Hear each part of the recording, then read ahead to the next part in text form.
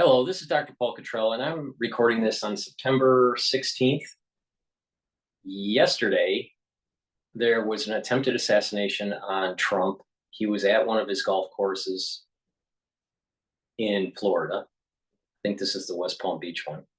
And there was this individual that was by the fence with an AK-47 with a GoPro and some bags with metal plates in them.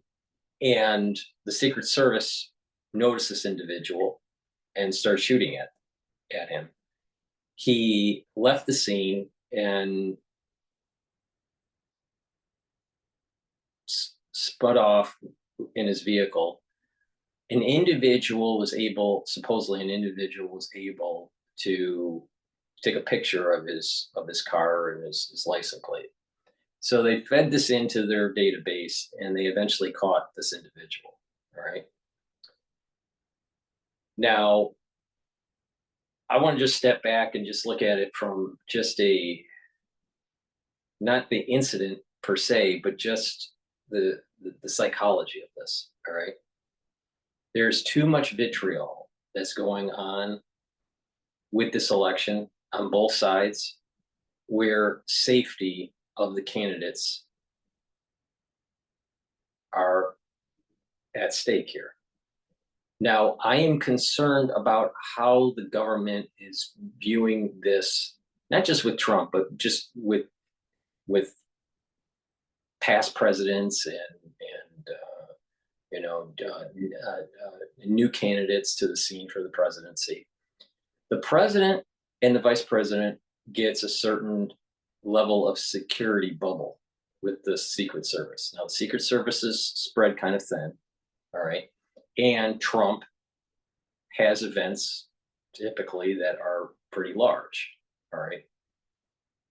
In addition, you also had another candidate running as an independent, but first tried to run as a Democrat, which is our FK Jr., with the history of the Kennedys being assassinated during, election seasons and all this stuff. It's problematic. Biden has been slow walking, or at least not being cognizant of the elevated risks for Trump and for RFK Jr. All right. If you had family history of family members being assassinated, you would think, even though that they're not the president or a vice president or a former president or whatever, that person should be getting some Secret Service detail. After Trump's first assassination attempt, that was a couple months back or so, I think, was that in July? I lost track now. They did start increasing security for RFK Jr. All right. They have increased security for Trump, but let's just step back. What do we hear in the media? The media is saying Trump's not the president, but a former president, so he gets less security detail. Well, there's a problem with that, okay? He's a unique individual. One, he is a former president that targeted terrorists in his administration and killed them. He's also has a platform that's very, let's just say, anti-Iranian. And Iran is known for putting on hits on individuals. Now, I'm not saying that Iran is tied to this particular incident that took place yesterday. That's not the point. The point is that he's a former president that is running for presidency, is the leading contender, and has a platform that is anti-Iranian, and has had a previous presidency that is anti-Iranian. And this is where the problem with bureaucracy, even if you don't like the guy, if you just look at this in the purest sense of just red tape, bureaucratic red tape, everyone is very siloed and very monolithic and just input, output with no thinking. All right. Is Donald Trump a former vice president? Or is Donald Trump a former president? Yes. Is he running for election? Yes. So he gets less. He is he a former president? Yes. All right. So he gets less security detail relative to the president. Okay, I can see that the president should get more security detail than a former president. I mean, all these former presidents do get security detail, and as time goes on, it gets smaller and smaller. If there's some sort of elevated risk, maybe they put more people on the security detail. But this is a former president that's running for presidency. That could he could win. It's about a 50-50 here right now. All right. So instead of having this monolithic approach to, well, he's just a former president. No, he's a former president that killed terrorists and is running for presidency. So there's an added dimension that just former presidents or current president monolithic thinking doesn't apply to for Trump. All right. So it's really important to keep that in mind, that former presidents, yeah, they should get less security detail. They should get maybe a little bit more elevated security detail if there is some sort of elevated threat for their family because of terrorism or whatever. All right. But because he has large events, he's running for president, and he's a former president, don't you think that there's additional threat level because of that versus someone that was never had no family history or presidency, no family history of assassinations, no, if it's just a regular candidate, once they get past the primary, then some security, some elevated security, but not at the level of presidency. But with Trump, it's a little different. Big events, already 2 assassination attempts. There's lots of vitriol on both sides of the aisle between Democrats and Republicans. And he knocked out terrorists during his administration. So there's an added dimension to this.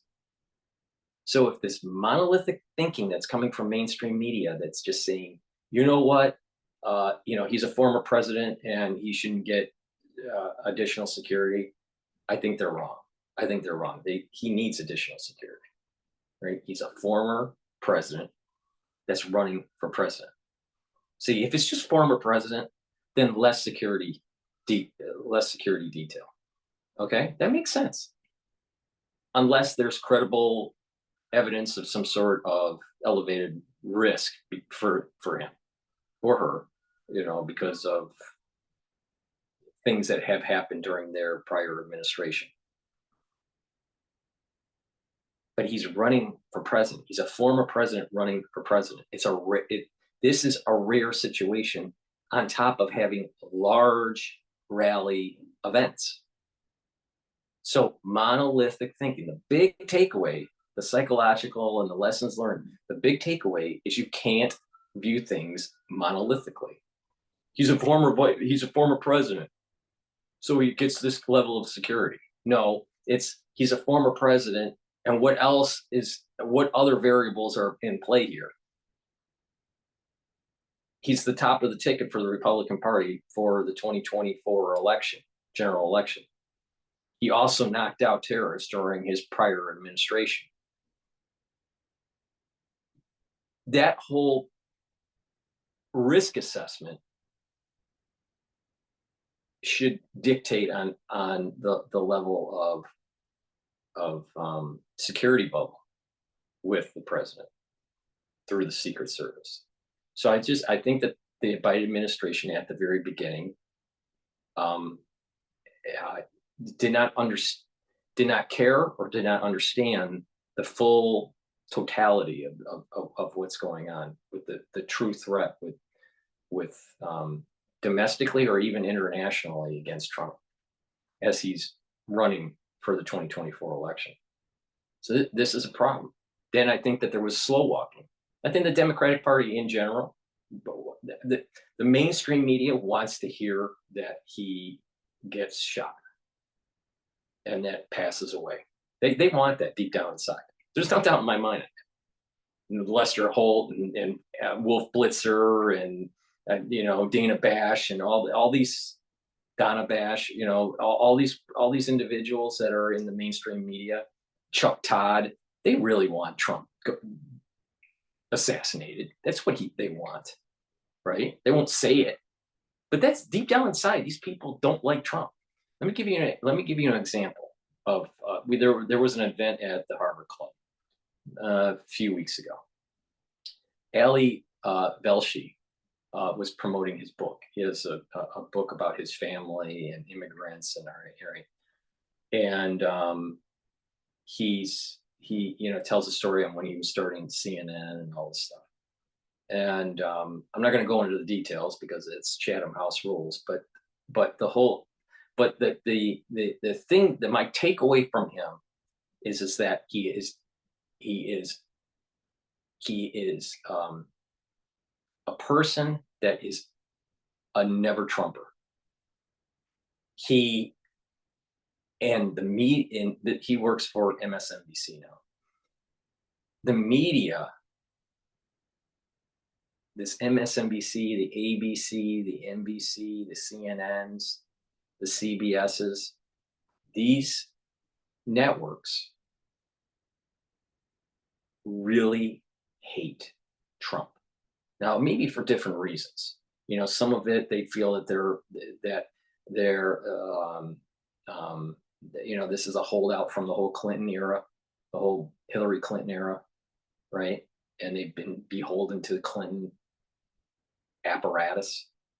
Some of it is that they don't like a successful individual that through hard work gets ahead. All right. They don't like the idea that it's about America first. So he's kind of an anti-globalist. So he's about fair trade. He's about competition, but he's not about globalization. He's about localization. It's about they don't like that. They don't like the whole idea. So this is a battle between globalization and localization. This is a battle between America first or America last. It's a battle between having our own manifested destiny in the United States, or to be beholden to some sort of edict from the UN. So these individuals don't like Trump because he represents something. He represents the idea of support your own and have all the countries support their own. And by doing that, you're going to have a safer and a more prosperous and more competitive world, instead of just looking at one variable. See, Ali Velshi, he looks at one variable. He'll go, well, if you raise tariffs, it's going to increase inflation. Well, if you increase the manufacturing base in the United States, and as you're ramping up goods and services, you're going to have more supplies, so the cost of those goods and services are going to go down. So there's a short term and a long term. And you got to look at all the variables of the equation instead of just one. And this is the thing that I don't like about mainstream media. It's this monolithic, one variable analysis. Trump, vice president, therefore he gets this security level. Instead of looking at Trump, vice president, running for re-election in the 2024 campaign, previous assassination attempts, and has a platform that is anti-Iranian. Don't you think you need a little bit more security by the Secret Service, and with all the vitriol. And then you had, I think it was Lester Holtz, maybe not, maybe it was another uh, newscaster, but basically spinning it as if this is the cause. This second assassination attempt was really the cause of all the negativity that Trump says in the media. What about Senator Waters? Is it Senator or House of Rep? I think it's Senator. No, I think it's Senator. Maybe it's House Representative Waters, or Pelosi, or AOC, where they go and basically say, cause havoc in your society, especially during the hearings for the Supreme Court justices. That's a problem. So who's the party at fault here? Now, I think that both sides of the equation, the Democratic side and the Republican side, there's too much vitriol against each other, and it needs to tone down. But the thing is that Trump is basically saying, we have a porous border. We have illegals coming in. We have more crime. There's no doubt in New York, there's more crime because of illegal immigrants. There's no doubt about that. But it's spun it away. It's like, no, everything's fine. Everything's fine. So it's not, it's a globalist agenda that's pushed by the mainstream media. And there is this attitude of never Trump. There's this, they hate. I'll tell you, I saw it for myself with my own eyes with Ali Belshi. He hates Trump. I saw it and they spin it in a way where he's a dictator. Trump's going to be a dictator. You know what? We have a constitutional republic that has 3 branches of government with a Bill of Rights. All right. No one can be a dictator. The Supreme Court can't dictate the legislative body. The legislative body can't dictate to the Supreme Court. The legislative body can't dictate to the executive branch. The executive branch can't dictate to the Supreme Court or the legislative body. There are 3 branches of government that are of equal weight, equal power. There's no such thing in the United States government as one branch more powerful than the other. That is the genius of the Constitution and our founding fathers, which, by the way, one of my ancestors are one of the founding fathers. So the reality of the situation here is we have a media that's trying to spin that he's going to be a dictator. How can he be a dictator when you have balance of government? What they're saying, but not truthfully, is that there is a administrative state, there's a national security state that doesn't like his policies. And when he gets in office, he's going to clean house and get rid of some of these people, just like he did when he was elected for the 45th president of the United States. And the FBI didn't like that. The CIA didn't like that. The Justice Department didn't like that. The State Department didn't like it, because these departments are beholden to the executive branch. And so they spin it as, oh, you're going to be a dictator. No, what it really is that they're losing power because of they gained it over the years with this administrative state. And what Trump's coming in and saying, This administrative state's out of control. It needs to be truncated. It needs to be more efficient. It needs to be more cost effective. And there needs to be less concentrated power in these different departments in government, such as the DOJ and the State Department and the CIA, the FBI. This national security state, this ballooned administrative state, needs to be truncated so we save money and will be more efficient, more effective, and less concentration of kingdoms within these departments. That's what Trump represents. And so these people that are part of the administrative state will communicate to the mainstream media, and the mainstream media, these anchors don't. Their whole street cred is if they can get information first or in a very timely manner from individuals within the administrative state, either through leaks. What happened right after the first debate with Trump and Biden, all right, during this election cycle, the only debate that there was. Right after, CNN was saying, "Oh, I contacted my, contacts, and they're saying that there's, a major problem with the Biden candidacy, and all this stuff." That's their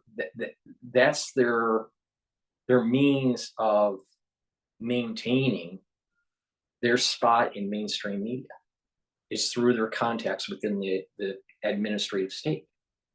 Well, if those contacts get fired, if those contacts, it's been, released, let's just say it's been found through investigation that these contacts caused serious criminal activity in terms of election fraud, or in terms of, trying to circumvent a presidency's administrative goals,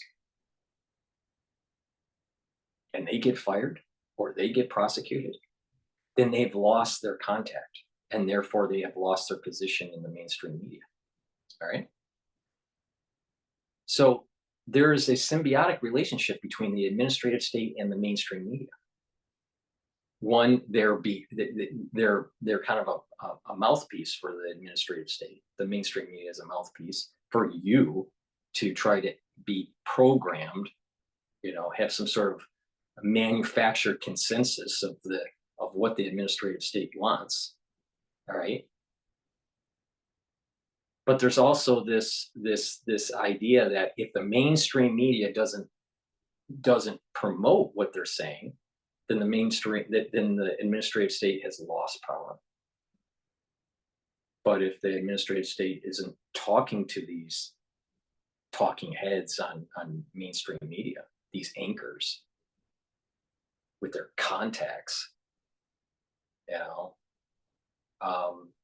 the mainstream media talking heads lose their position. So there's a symbiotic relationship there, all right, on top of the Smith Modernization Act and all this stuff, all right, on top of certain companies won't advertise with a particular network if they feel that they're not promoting the whatever ideals that corporation or CEOs want. So if they're never Trumpers, do you think that they're going to be advertising on those networks that are promoting Trump? Of course not. So there's this complex relationship between industry, the administrative state, the national security state, and the mainstream media. And it's not so simple as the government's just saying, say this. It's much more complex than that. So there's more of a tug. And these, especially on CNN, many of them grew their career with the rise of Clinton, either Bill Clinton or Hillary Clinton. And do you think that she is pro-Trump? Of course not. She's a never-Trumper, right? So This is why it's really important to just step back and realize, independent on who Trump, independent on the Republican candidate for the 2024 election cycle, a former president that has a policy that's against a terrorist state, and there's a lot of domestic hate against the candidate, no matter who it is, and it's a former president running for the presidency, it should have a very high level of security bubble that is at par or slightly below the level of the presidency. It's a unique case, and this is the problem in the government. They're going to hide behind this unique case and just say he's just a former president. Now, it is true that they have increased security for Trump, but it's not at the level of the presidency. This should, at this point in time, we're so close to the election, and we have domestic and international issues going on. President Trump should have the same level of security as the president of the United States. The same. Not the former, not in between, not a little bit more, the same. Because there's an elevated risk here. And I think it was Don Jr. that basically said, how many lives does his father have? How many close calls can we have here before it becomes a catastrophe? We may see a catastrophe in October. Maybe tomorrow, maybe the end of this month, who knows? It's got to stop.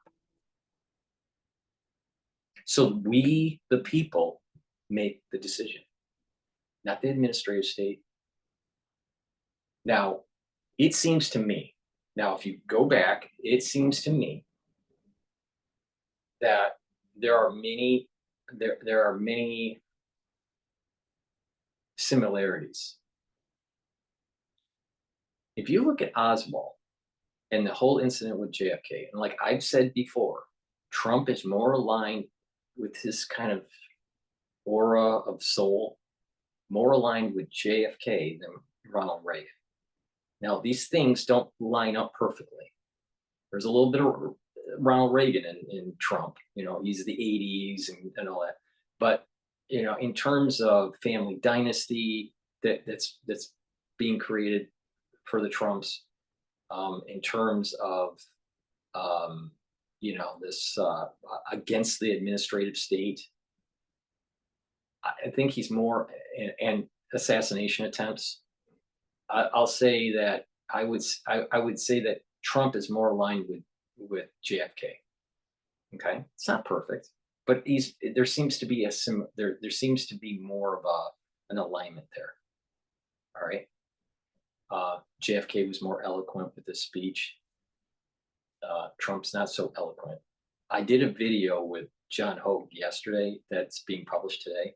So take a look at that video. It's part 20 of my series with John Hogue. And he talks about how these echoes happen in history. And they're almost like, they're similar, but they're almost like a mirror image. They're different. In this case, let me give you an example. JFK, eloquent, Trump, not eloquent. All right. The issue is, potential world war. All right. Khrushchev, bombastic, banging his hand on the table and yelling and screaming and all that. Putin, a little bit more calm and strategic. All right.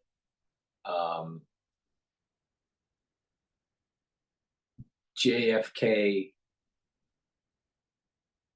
Democrat, Trump, Republican. So there's almost like an inverse switch, but similar events. So are we moving towards another Cuban Missile Crisis? We'll have to see. Maybe we are. But the point is that there's a similarity. There seems to, I've always thought that Trump was more aligned with JFK. All right. Now, it's even the same side of the head, where the shot was. It was, the right side of the head. So,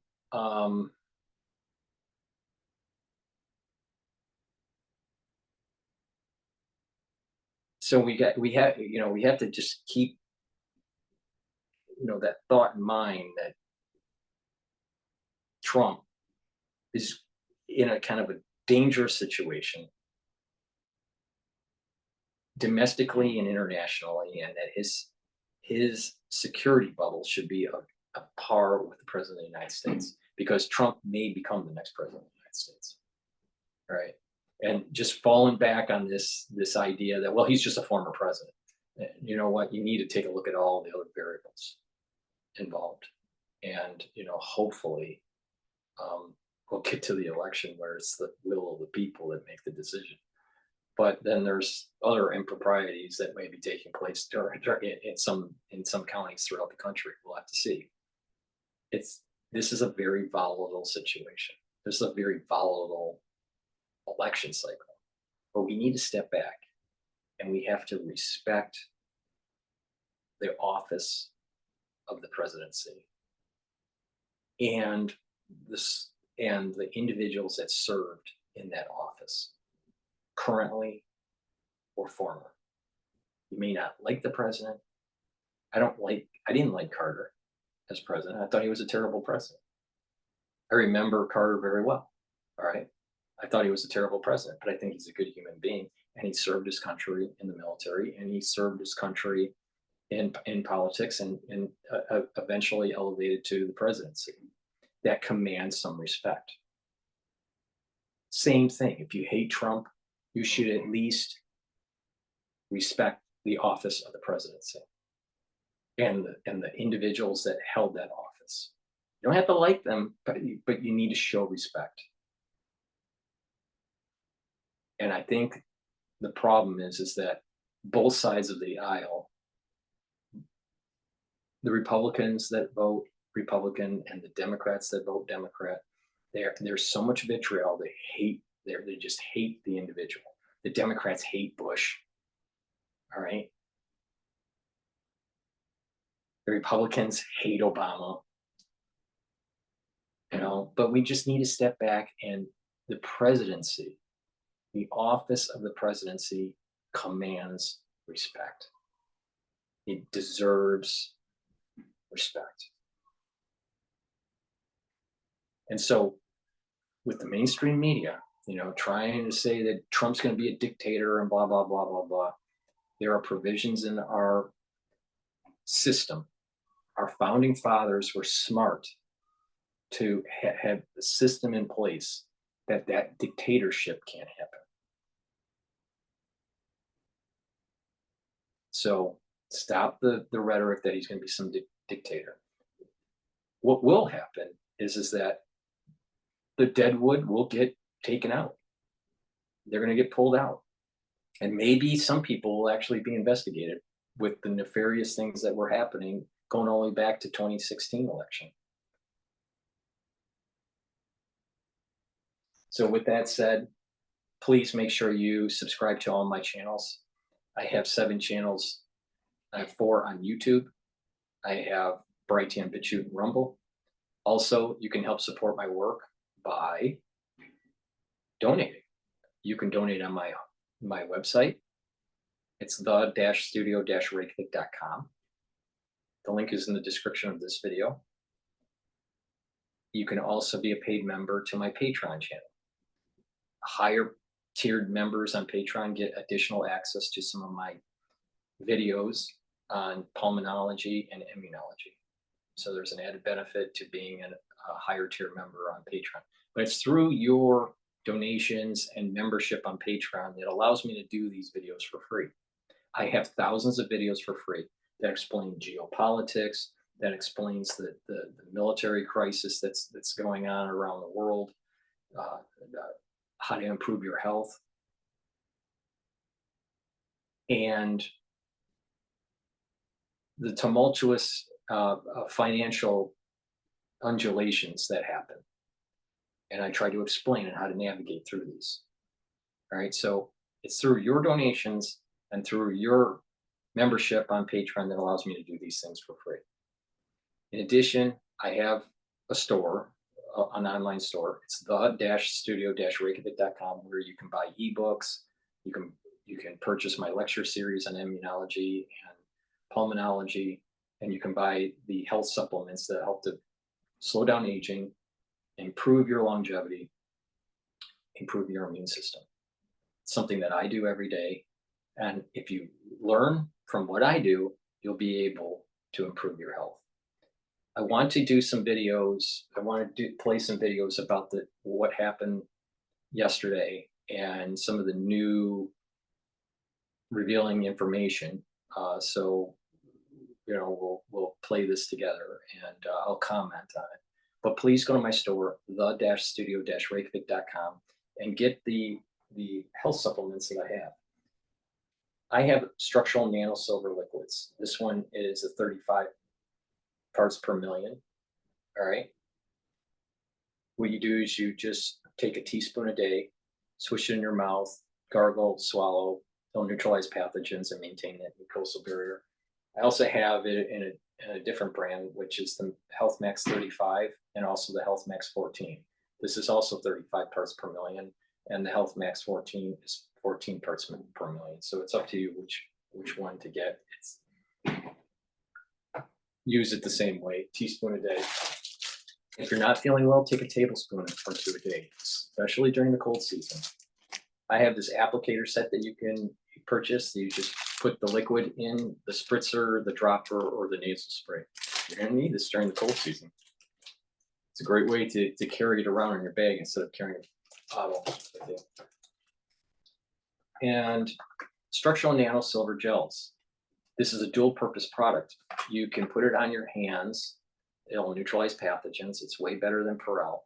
Perel is alcohol based and it will evaporate. This structural nano silver gel stays active for 5 hours or more on your skin. You can put it around your mouth, around your nose, around your eyes, around your ears, lightly coat your nostrils. That way you're neutralizing the pathogen. You can't do that with Perel. All right. So this is a very high quality product that neutralizes pathogens and also creates a barrier on your skin. All right. That's kind of important for Mpox. All right. You need barrier and you need things that neutralize pathogens. In addition, you can use this as a skincare where you can apply it on your skin and it'll help to heal your skin if it's irritated, especially with a cut, abrasion, or a minor burn. It will speed the healing process by a third. And you can apply it on your skin and exfoliate in the morning. And you'll notice that your skin's clearer and tighter, especially around your face. So it's a great way to use it as a skincare product too. So you should have a couple tubes of this in your household to get through the cold season. You're going to need it. Trust me. The cold season is going to be problematic this year. And, for skincare. So please go to my store, the-studio-reykjavik.com, and get the silver gel. The reason why I keep on saying that the cold season is going to be problematic, people's immune systems are weakened. We have the worry of an outbreak of Mpox. Clade 2B is in the United States. Clade 1B is not prevalent in the United States. There may be one or two cases. I don't think that it's very prevalent at all. But if there is an outbreak of Clade 1B, it's going to be problematic because of the D14 protein that is expressed with that version, which is the current problem that's going on in Africa and in some other countries around the world, but it's mainly in Africa at this moment in time. In addition, there's an uptick in influenzas and there's an uptick with SARS-CoV-2. So it's important to boost up your immune system, neutralize pathogens, make sure that you're ready. another way to do that is to make sure that you purchase the lozenges. I have two types of lozenges in a 21 count. You can get it in Manuka honey or elderberry zinc. So get a couple bags of these. All right. Why? So the moment you start feeling that irritation during the cold season, take the lozenges or the drops, neutralize that pathogen, maintain that mucosal barrier, and reduce the chances of further infection. It's up to you though. If you catch it early, you'll be better off. I also have 3 different flavors in the drops. The drops are smaller. You get 100 in the bag, and I have it in cherry. I also have it in honey lemon and blueberry. So please go to the store, get a couple bags for your household where you're ready just in case someone in your household's getting sick. You want to catch it early. The moment you start feeling irritation, take the drops or the lozenges. All right. It has structural needle silver in it. It'll neutralize the pathogen and maintain that mucosal barrier. So let's go. I know my monologue was a little long, but let's start with the videos on Fox dealing with the Trump shooter. I've been to this area. It's not like a normal golf course that you drive by in your daily travels and you can see the players playing from the road. The entire course is blocked by greenery if you're on a public road. So how did this guy know that he would have a line of sight to the president? Because I believe he did surveillance. I believe he had somebody telling him or some way to find out what Trump's movement was. When you look at this map right here that you were just talking about, it is surrounded by roads that go right around it, and you step off the road onto the sidewalk and straight into the trees, and there's a fence right there. He picked a location and had time to set up. I apologize. This reminds me of something that I wanted to say, but I forgot to say it. There's a similarity between the assassination attempt between Trump and the assassination of JFK. With JFK, many people have written about JFK's assassination. There was a file, a CIA file on Oswald, right? And Oswald, there were potentially multiple Oswalds, right? It was kind of an operation. All right, I forgot the name of the file, the CIA file, like file 201 or file 202 or something like that. I forgot the name of it. And basically, the theory is that he was he was an asset of the CIA, or he actually was an employee of the CIA. All right. And you had, what did Oswald do? He started passing out flyers about, overthrowing Castro and all this stuff, right? And there was also an assassination attempt on JFK in Chicago in September. All right.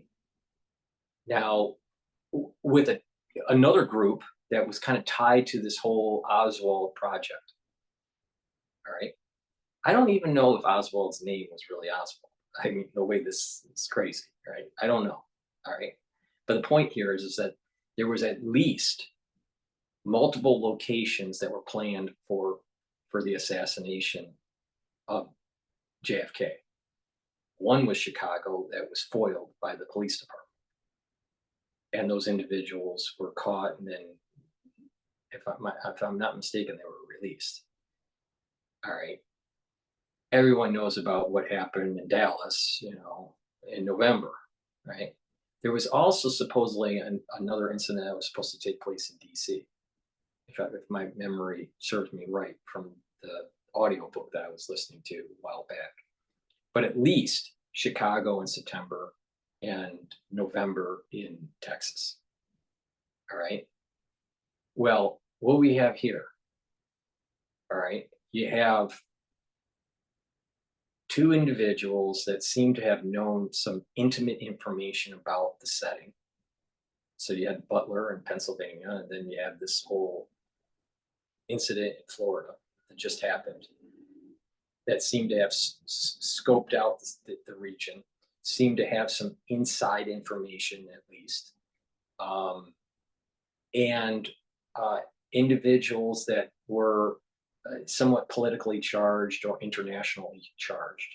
So the individual that did the attempted assassination yesterday was very pro-Ukraine. And the Butler attempted assassin seemed to be kind of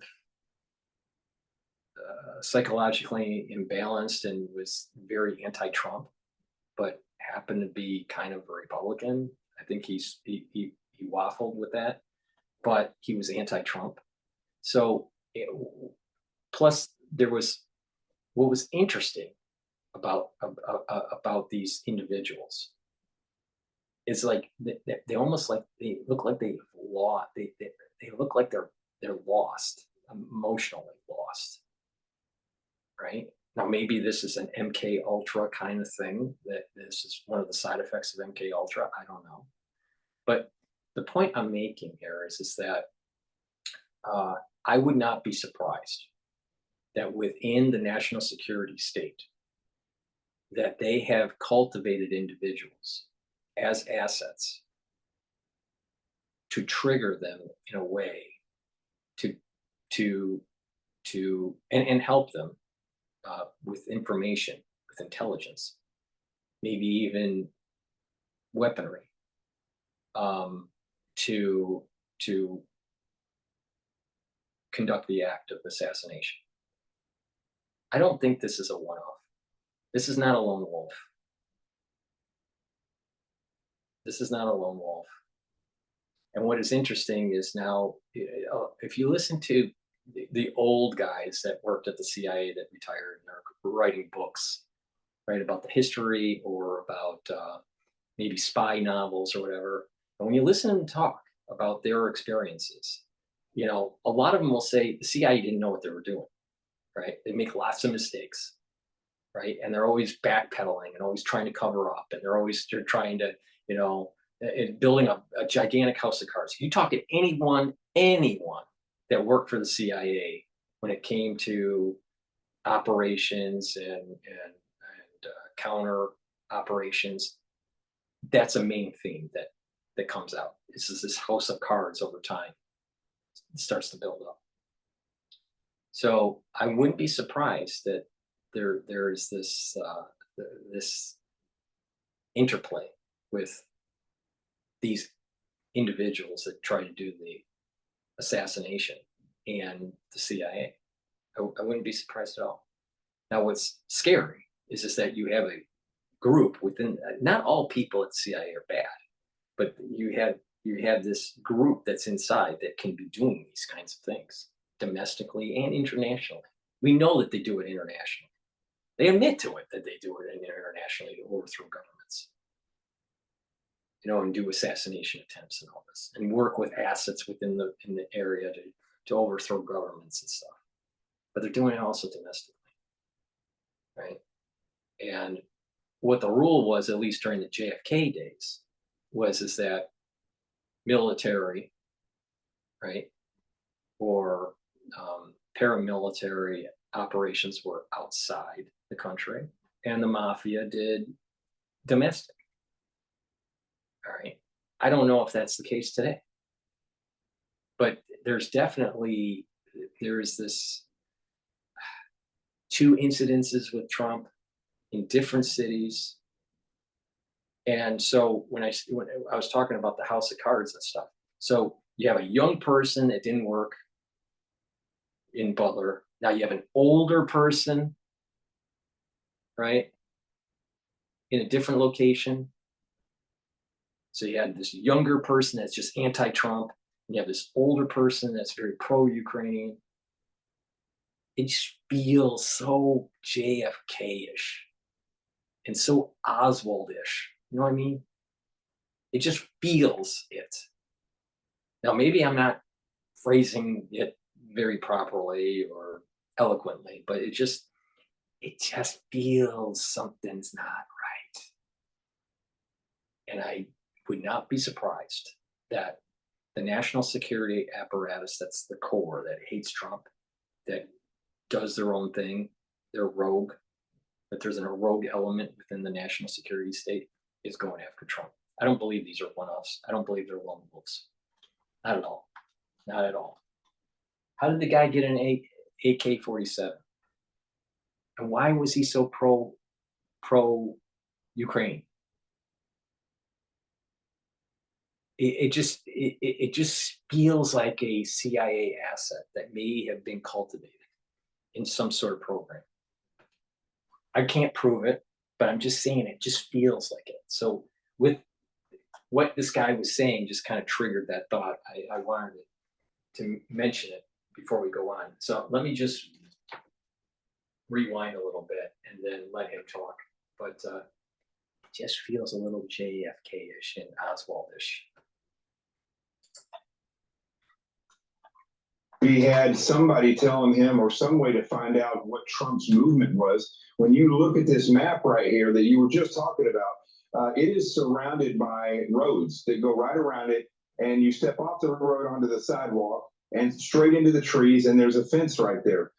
He picked a location, had time to set up, tie up, and fix ballistic plates to the fence along with a supply bag, a GoPro, and set himself up for the shot. That takes, I mean, if he just ran up there and did it, it would take at least 5 minutes to do that. But he also staged his vehicle so he could get away. So all that occurred in the perimeter in a location where Trump was going to be. And just like in Pennsylvania, it was not discovered. The perimeter was not secured. And this individual was able to go simply just get out of his car and walk over there. Now, whether or not he staged it earlier, we don't know. But the reality is he was able to set up a shooter's hide and prepare himself for the shot and let the president get within max effective range of that SKS, which is a Russian AK-47.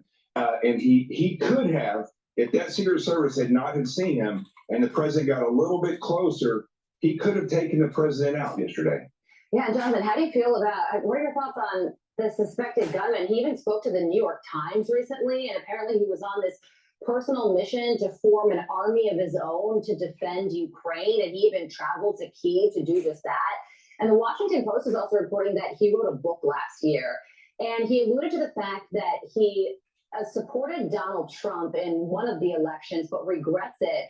And there's even one line in this apparent book. He says, "You are free to assassinate Trump as well as me for that error in judgment."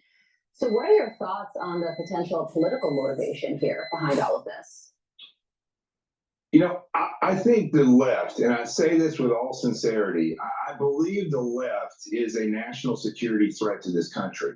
I mean, and you look at everything that they do, whether it is destroying the children's minds in the education system with this gender grooming, whether it's killing the southern border and allowing whoever wants to come over and get handouts from the government, propping up and promoting violence against conservatives. Let's just look in the past few years. The congressional baseball game where Scalise was shot.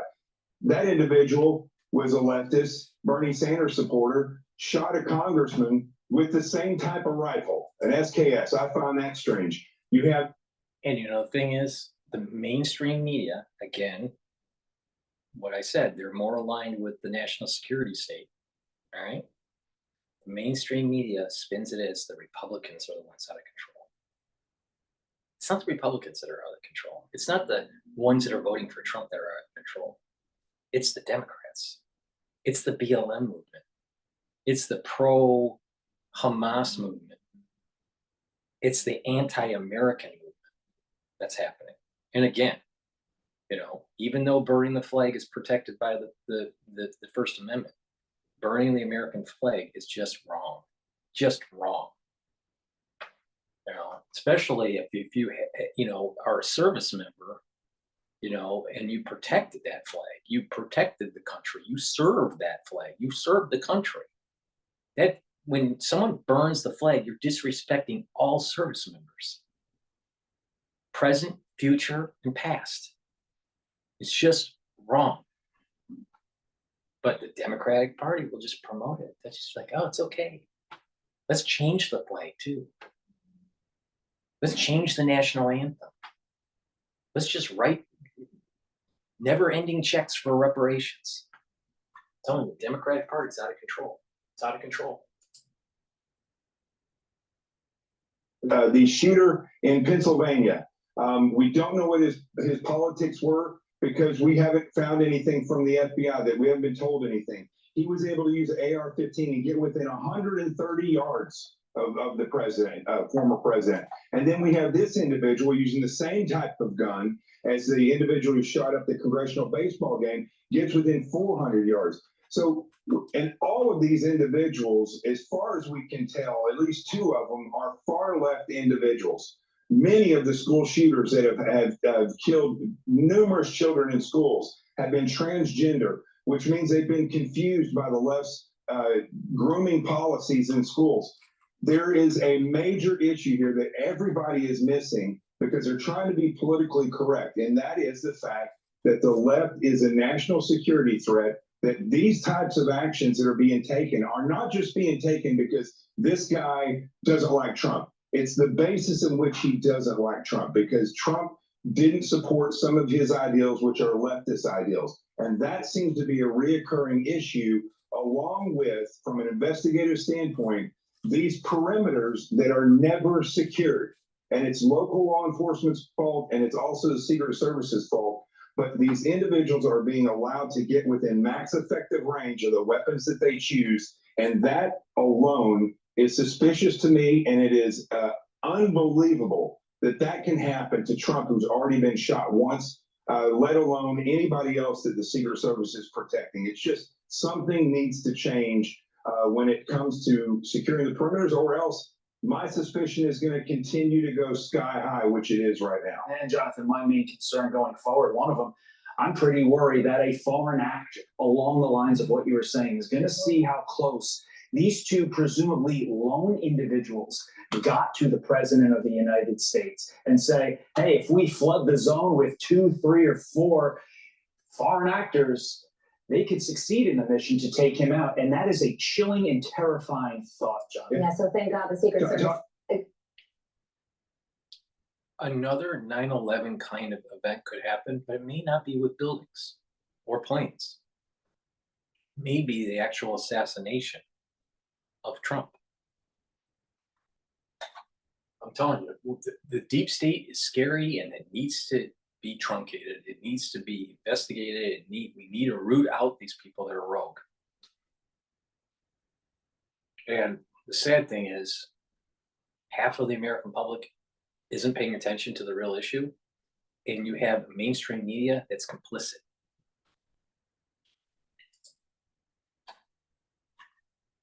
Jonathan, really quickly, we got to wrap it up here, but go ahead. Final thought to you. Yeah, just one thing. If enough people who support Trump and support freedom in this country, they could have gone out and surrounded that golf course themselves. We could do that, either being hired to do that or just going out and saying, you know what, we're going to get a group of people together and we're going to walk around where he's at on the outside perimeter. And you would have done a better job because you would have probably spotted this person. I can't understand why law enforcement isn't doing this. And if Trump wants to hire myself or other people like me, I'm not just saying that to get a plug, right, but there's people out there that can just do perimeter security, and we would stop all of these issues. Yeah, well, thank God that Secret Service agent on the advance team spotted the gun poking out of that chain link fence. But you are right. The question remains how it even got to that point is a terrifying prospect. Jonathan Gillian, thank you. What would have happened if that Secret Service agent didn't see him? Which is a possibility, but let's just say he didn't see him, and Trump was shot, maybe killed, wounded. It's getting too close. It needs a better security bubble, and we really need to go after the deep state. The deep state is causing this issue. It's not lone wolf. It's not lone wolf. I have a history of hypertension, diabetes. I learned I was high risk. At New York Presbyterian, we help patients face pregnancy with hope instead of fear. The former president has responded to the shooting, writing, "There were gunshots in my vicinity, but before rumors start spiraling out of control, I wanted you to hear this first. I am safe and well. Nothing will slow me down. I will never surrender."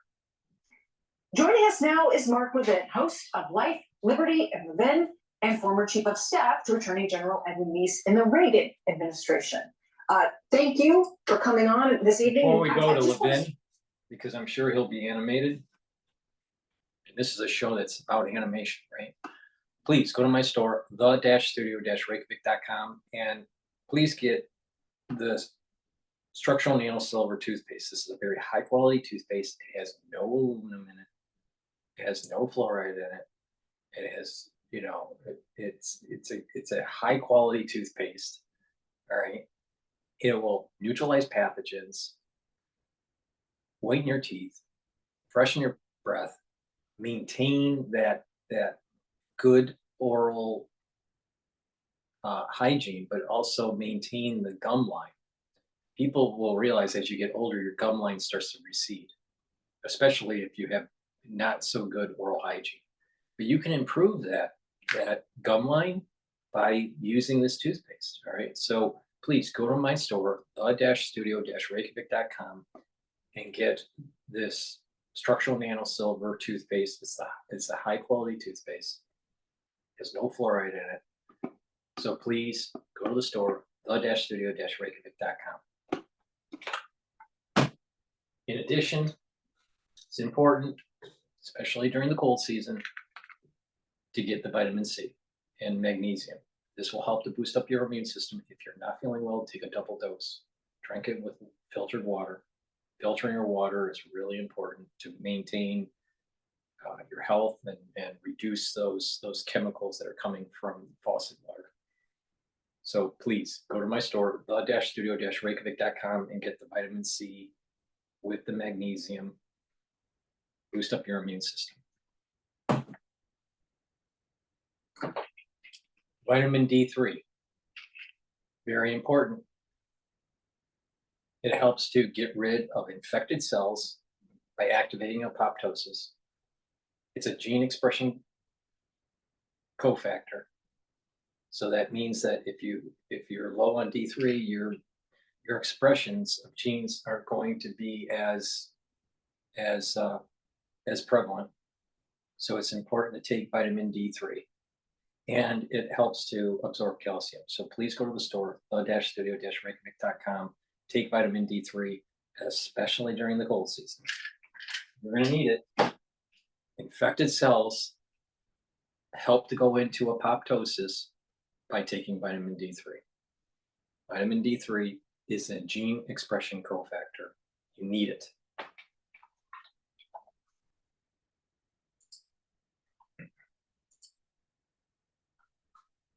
Getting your insights on what has been a truly remarkable day. Well, let's start this way. Thank you. Who's in charge? Who's in charge? We don't have any idea who's in charge. Who's in charge of protecting a presidential candidate in this country? Well, we can talk about the Secret Service, the FBI, DHS. I listen to all your great hosts with their tremendous experience. And it is fascinating to me. You know, I'm a little older. I served in the Reagan administration. I was Chief of Staff to Attorney General Meese. And let me tell you what would have happened in that administration. Ronald Reagan would have picked up the phone. He would have called Attorney General Meese. He would have said, "You're in charge of getting to the bottom of this, and you got 48 hours to do it." Meese, who I worked next to, he would have called the Treasury Secretary. He would have called every department that has any role in federal law enforcement. FBI reports to him. He would have dragged Christopher Wray up there. He would have brought in the U.S. Marshals. He would have brought them all in. Secret Service, Secretary of DHS. We would have been in the situation room with the United States Department of Justice. And Ed Meester said to all those gathered, you better GE get to the bottom of this, and you have 48 hours to report to me, and I want to know how you're going to fix this. And I want to know right away how you're going to fix this. Twice on our watch? Never. Instead, we have very wise people who worked at the FBI, worked at the Secret Service, who worked in local law enforcement. Where's the Secret Service? Where's the FBI? Nobody is in charge because we have a president of the United States who's mentally incapacitated. We have a vice president of the United States who's an incompetent, way over her head. We have an attorney general of the United States who just held a press event the other day about violence, and he's what? In the witness protection program, the top 3 people in charge of law enforcement in the United States of America. 2 of them tweeted, 1 of them did nothing. Now, this isn't about tweeting. Oh, I'm so glad that President Trump is well. Well, isn't that nice? The executive branch is run by the President of the United States. Number 2, the Vice President of the United States. Federal law enforcement, ultimately, the Attorney General of the United States. And they're all AWOL. They're nowhere.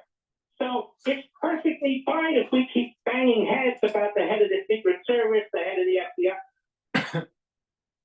That's either because of incompetence or they're hiding. They're hiding something about potentially their involvement. These are bureaucrats mostly. Mayorkas, we know what he is. He's a complete incompetent buffoon. But where the hell is the president, the vice president who wants to be president, and the attorney general, who has done absolutely nothing to get his hands around this? Now, I'm telling you this, as somebody who served at the highest level of the Department of Justice, that justice wouldn't sit back and wait for a local special agent in charge in Miami to take over. They'd be sending guys in there from Washington, D.C. And Meese would have wanted to report every hour on the damn hour. And he'd want to know what we're going to do to fix this. And I can also tell you that the first time around, this would have happened had Ed Meese been the Attorney General Reagan to the President of the United States. So this is all evidence to me when I listen to everybody, and they're all fantastic. But it's all evidence to me of Keystone Cops. Who's in charge of what? Well, it depends. This one should have done that. This should have been. No, you need a general who's in charge and says, I want to know who the hell screwed up. I want to know what the hell we're going to do to fix this next time, what resources we need. And I don't want to hear again that the Secret Service doesn't have resources. We're $5 trillion in debt with this administration. Maybe a little bit of that climate change money or money going to illegal aliens. Maybe that money could have been moved into the Secret Service. I have no idea. But we have no time to figure all that out. We have 50 days until the presidential election. Let me ask you a question. Does Joe Biden seem that concerned tonight? Where is he? Does Kamala Harris seem that concerned tonight? Well, she tweeted. Isn't that nice? I tweeted too. So what? The Attorney General of the United States, does he seem that concerned tonight? No. They just don't give a you-know-what, and they won't take charge of this. So the executive branch is running adrift. That is what's happening. Every part of it, including the best parts of it, the federal law enforcement parts of it, they're now running adrift. I speak as a former person who served at the highest level of the Department of Justice.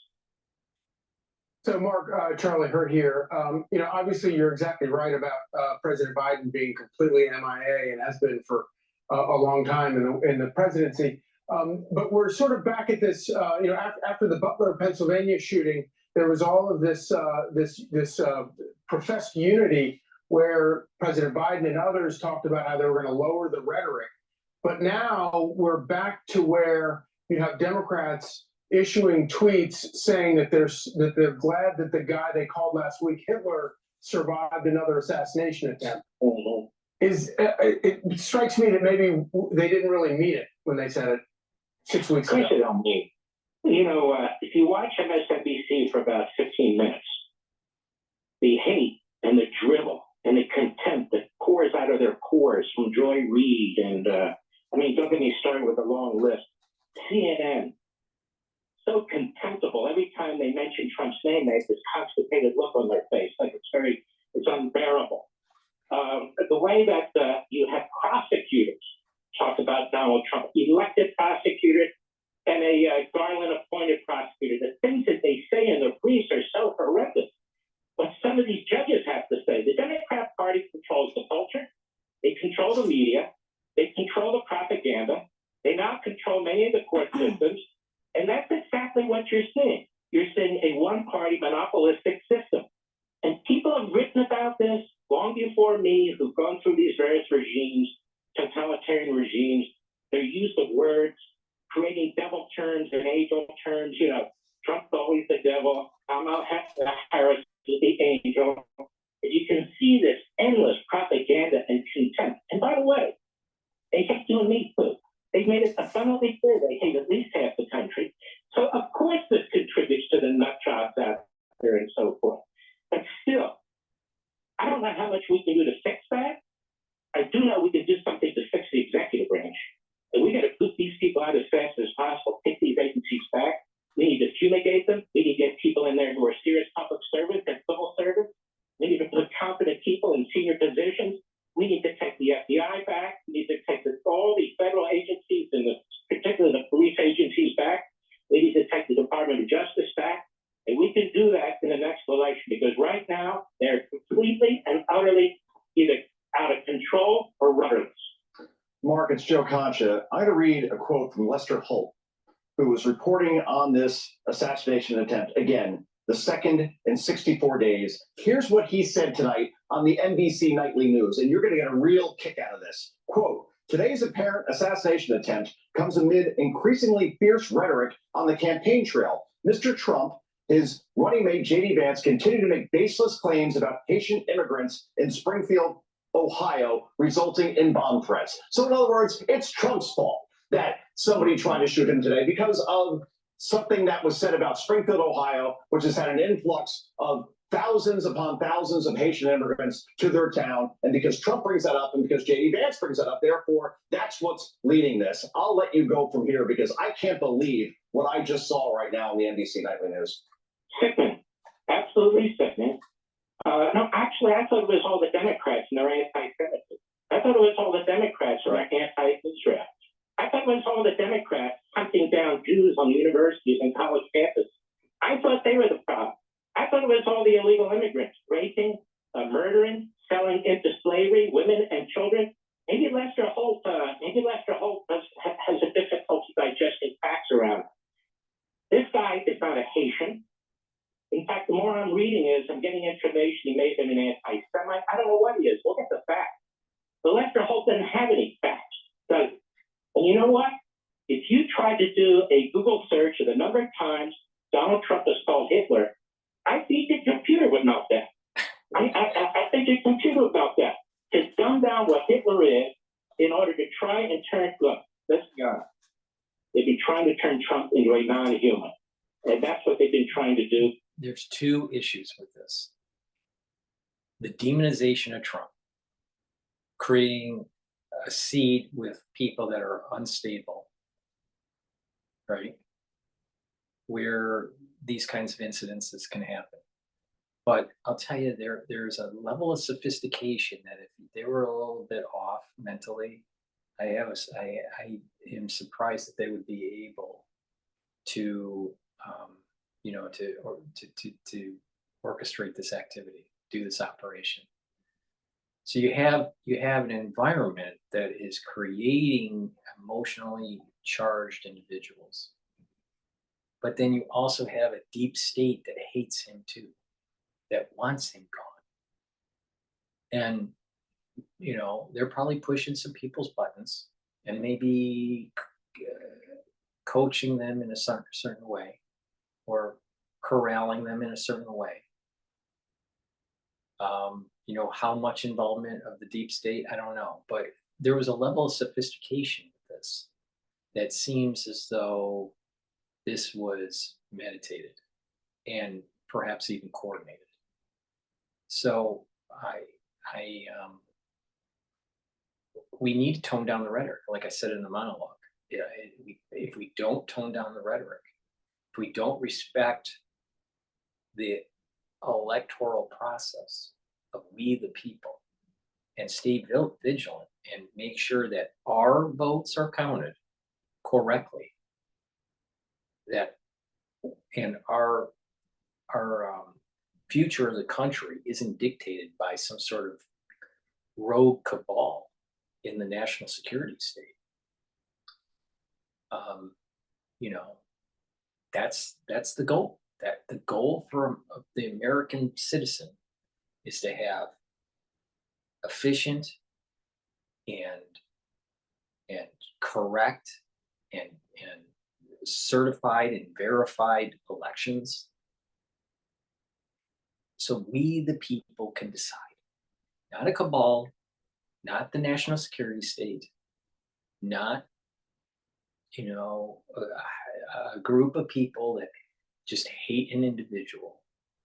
But I'll tell you, I mean, he's like a cat. I mean, how many lives does he have left? I don't know. He's awfully lucky. Now, if you step back and look at this at a metaphysical level, like I said, there's this battle. According to the Kabbalists, heads of countries, they have an additional. They have a special soul. Their soul is of a nation, right? Nations can have souls, but leaders of nations have souls, as a soul. Not only just a person, but when they become a leader, they get a residualness on their soul to be that leader. So these roots, these leader souls, all right, between Kamala and Trump are battling in one of the levels of heaven, all right? And probably it's absolutes, but one of the levels of heaven, all right? There's different levels. They're battling each other. And depending on what happens in the metaphysical, in this domain, this heavenly domain, will manifest itself down here. Now, people would say, what's the will of the people? The will of the people still have to go through the act, but there's a battle that's taking place, and whatever wins in the metaphysical is how it's going to manifest in our reality, even though we have to do things. So the question is, do you have really free will? And that's a very long topic. We have the perception of free will. We have to move to do something. Can't just sit there and just say it's just going to happen, right? But there is a series of things that happen in the metaphysical that helps the events to take place on this domain. All right. So in a way, we don't have really free will. But that's a long topic. Is there such a thing as free will or not? Right. And this is not the place for that kind of discussion. But on a metaphysical plane, Harris's soul, leadership soul, and Trump's leadership soul are battling for the soul of the nation. And it's interesting when you hear some of these candidates, they'll say this is an election for the soul of the nation. So something deep in their memory is trying to articulate what I'm saying about the metaphysical battle that's taking place, and probably absolutes.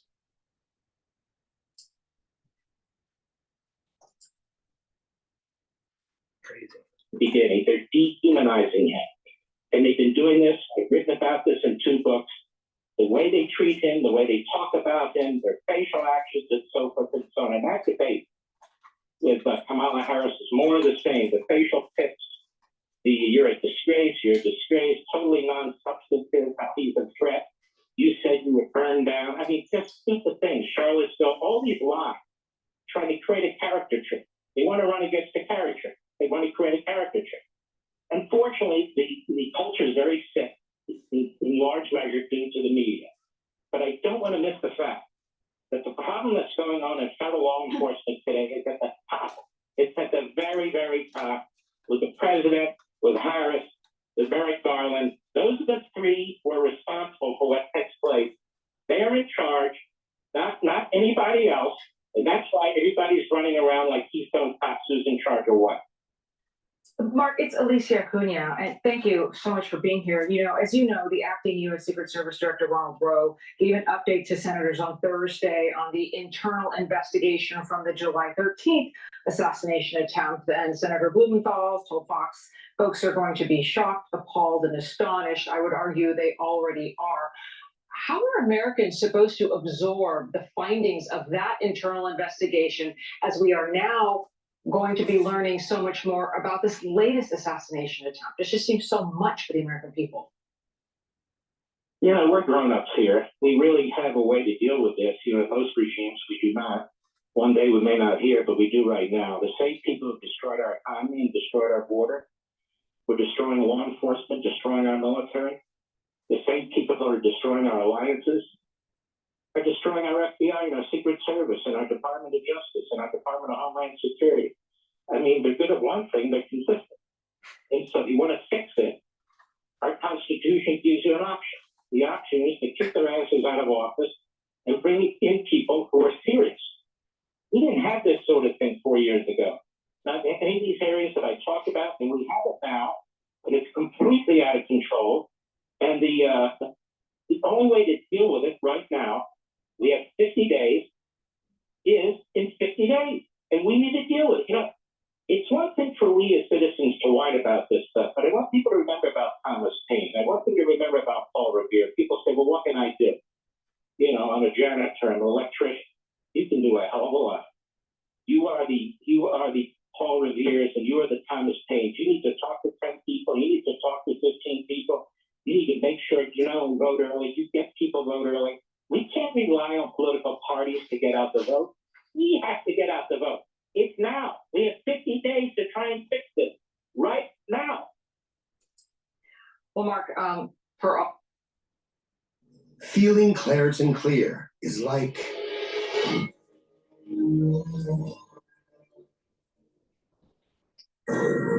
While we begin this final hour of clock. Let me do a commercial here before we do the updates from Fox on this. Please go to my store, the-studio-reykjavik.com, and get the resveratrol. Resveratrol is something I take every day. It is synergistic with C60. It's an antioxidant. It also helps to get rid of senescent cells. So it's part of this whole anti-aging stacking protocol that I do. By improving your cellular health, by improving your mitochondrial health, by getting rid of senescent cells, by reducing cellular damage, by improving the repair mechanism of DNA, you are going to boost up your immune system and you're going to slow down the aging process. Now, a way to get rid of those senescent cells and improve that mitochondrial health is to take resveratrol. So please go to my store, the-studio-reykjavik.com. It works better when you stack it with C60, with NAD+, with ubiquinol. So please go to my store, the-studio-reykjavik.com. I partnered up with Rainbow Herbals, and we have created these deodorant bars. You can get the deodorant bar in peppermint, lavender, and tea tree, and citrus. These deodorants are made from essential oils from the Himalayas. It has no aluminum in it. It has no baking soda in it. It's a very high quality deodorant. And it also helps to detoxify your body. That's going to be important because the food that you eat, the processed foods, the water, they have chemicals in it. They're spraying the air with chemtrails. All right. So there's and pesticides on your food and all this stuff. That affects your endocrine system. All right. And it affects your immune system.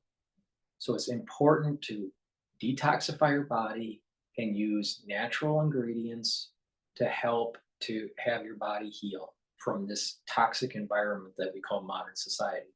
So please go to my store, the-studio-reykjavik.com. The link is in the description of this video, all right, and all my videos. So go to the store, the-studio-reykjavik.com.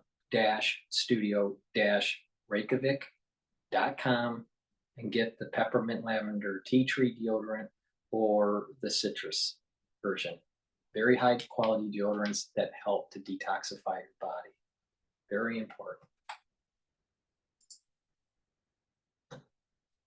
Friends, with that news alert, Acting Secret Service Director Routh will meet with law enforcement and members of the Secret Service in West Palm Beach today after former President Trump was targeted in a second assassination attempt while playing golf on his course in Mar-a-Lago, Florida yesterday. That according to a Secret Service official.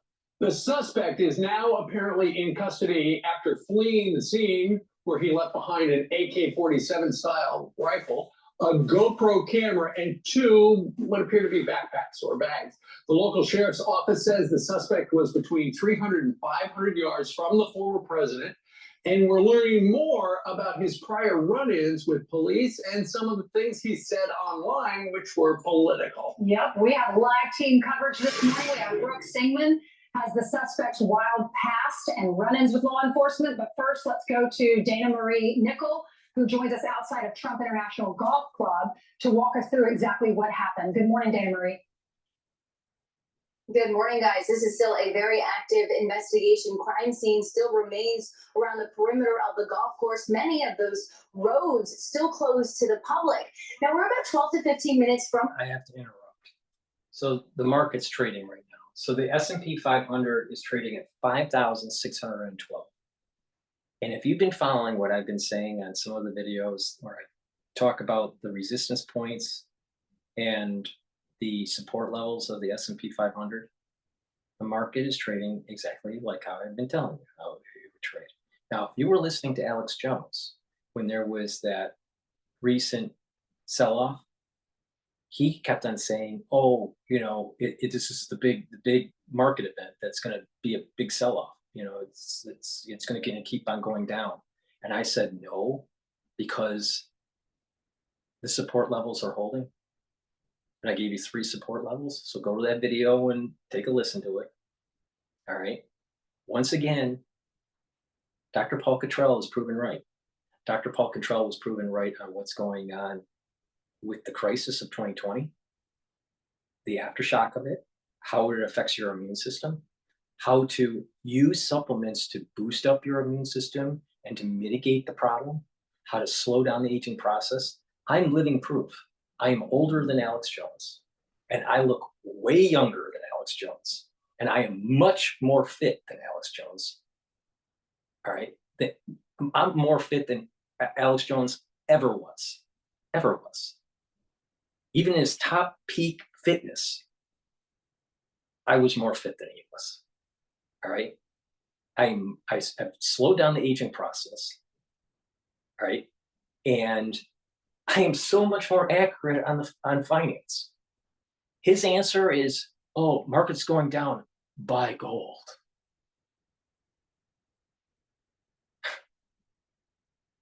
What I said was the market's going to go up. And what did it do? It went up. It's almost at an all-time high.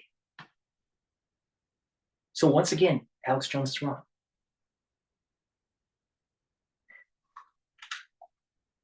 Now, I'm not saying that Alex Jones is always wrong, but his best days are over. His best days are over. His best days were, you know, during the whole 9/11 thing. But he's passé now. He's passé physically, and he's passé.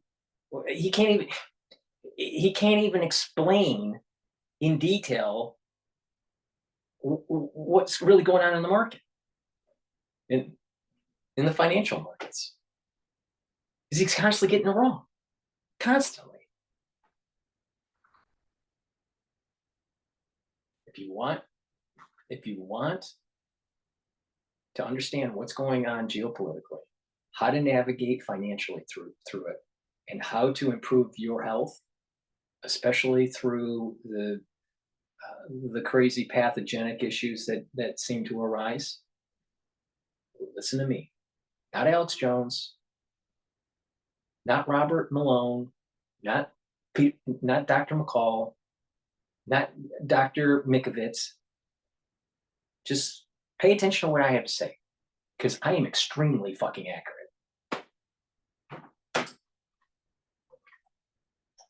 Lago, where former President Donald Trump lives, and we know golf is something that he loves to do on Sunday. We heard from him on social media praising Secret Service and local law enforcement for keeping him safe, speaking out about this. Now, another important aspect of this is the map. So you can see how close these golf course holes are to the public street here in West Palm Beach. Palm Beach County Sheriff said Ryan Routh was only about 300 to 500 yards away from the former president, hidden in shrubbery with a gun while he played. Let's assume, all right, let's assume he is a lone wolf, which I don't think he was, but let's just say he was a lone wolf. He would have had to stake out in that area for a long time because he didn't know when Trump was going to go to that golf course. So he must have been out there for days. What's the probability that he would just show up? Because it wasn't telegraphed that he was going to that club. Now his entourage, as it's going through the city, you know, and to the club, maybe he caught that and he followed it, right? But he would have had to been waiting. All right. And so he goes on Google Maps and he stakes out the scene and goes, well, where's the best way to put something? Well, if you look, the best way to put something is actually on this street right here, right? Between hole 5 and hole 6, or maybe between, you know, on the other side. I don't know if this is if the way this map is oriented, but I'll just call it I'm assuming this is east and this is west, but on this side, the west side, there's some there's a tree line here, so it'd be easier to hide as they were playing this hole, but I don't know what hole number that is, you know, 6, 7, 8, 9, 10, 11, maybe 13th hole, 14th hole, something like that. But in terms of shrubbery, it's the thinnest on this side. So strategically, that's probably the best spot, right? So it's showing that there was premeditation, right? That he planned this. But the thing is, he doesn't live in it. My understanding is he doesn't live in the area. My understanding is he lives in Maui. But I could be wrong on this, but or maybe, you know, maybe he lives in, you know, a different state, but he doesn't live in the area. It's my understanding. So what was the support? Was he staying in a hotel? Was he staying with a friend? Did he move? I mean, what's the support level? You know, the financial support level. That's the reason why I keep on saying that this was not a lone wolf kind of situation. There seems to be there's some sort of inside information going on. Now with the Butler incident, you know, they knew that there was going to be an event there. It could have been, you know, staked out and planned and all that, but with everything else, all these other investigations about the shooter at Butler, that looks like that maybe there was an inside job too, you know. So there was definitely premeditation. Definitely. The question is was there support? It looks like there probably was support for this guy. So let me plug. Please go to my store, the-studio-reykjavik.com, and get the turmeric and the ashwagandha root. Ashwagandha root will help to control your blood glucose levels and bring down inflammation. Turmeric will also help bring down inflammation, and it's a great antioxidant, so it's dual purpose. When you take these together, they're synergistic. They'll bring down that inflammatory response and maintain your blood glucose levels. So this helps by bringing down that inflammatory response. You're helping with your immune system. You're allowing your immune system to heal and to be more robust. If you're chronically inflamed, your immune system is not going to work as well. So it's really important to take turmeric and ashwagandha together. In addition, when you do this on a regular basis, you'll also notice that not only are your immune system, not only is your immune system improving, but you're also slowing down your aging process because you brought down that chronic inflammation. Because chronic inflammation, because of the high cortisol levels, are going to speed up aging. And by taking ashwagandha root, you're also controlling that cortisol level.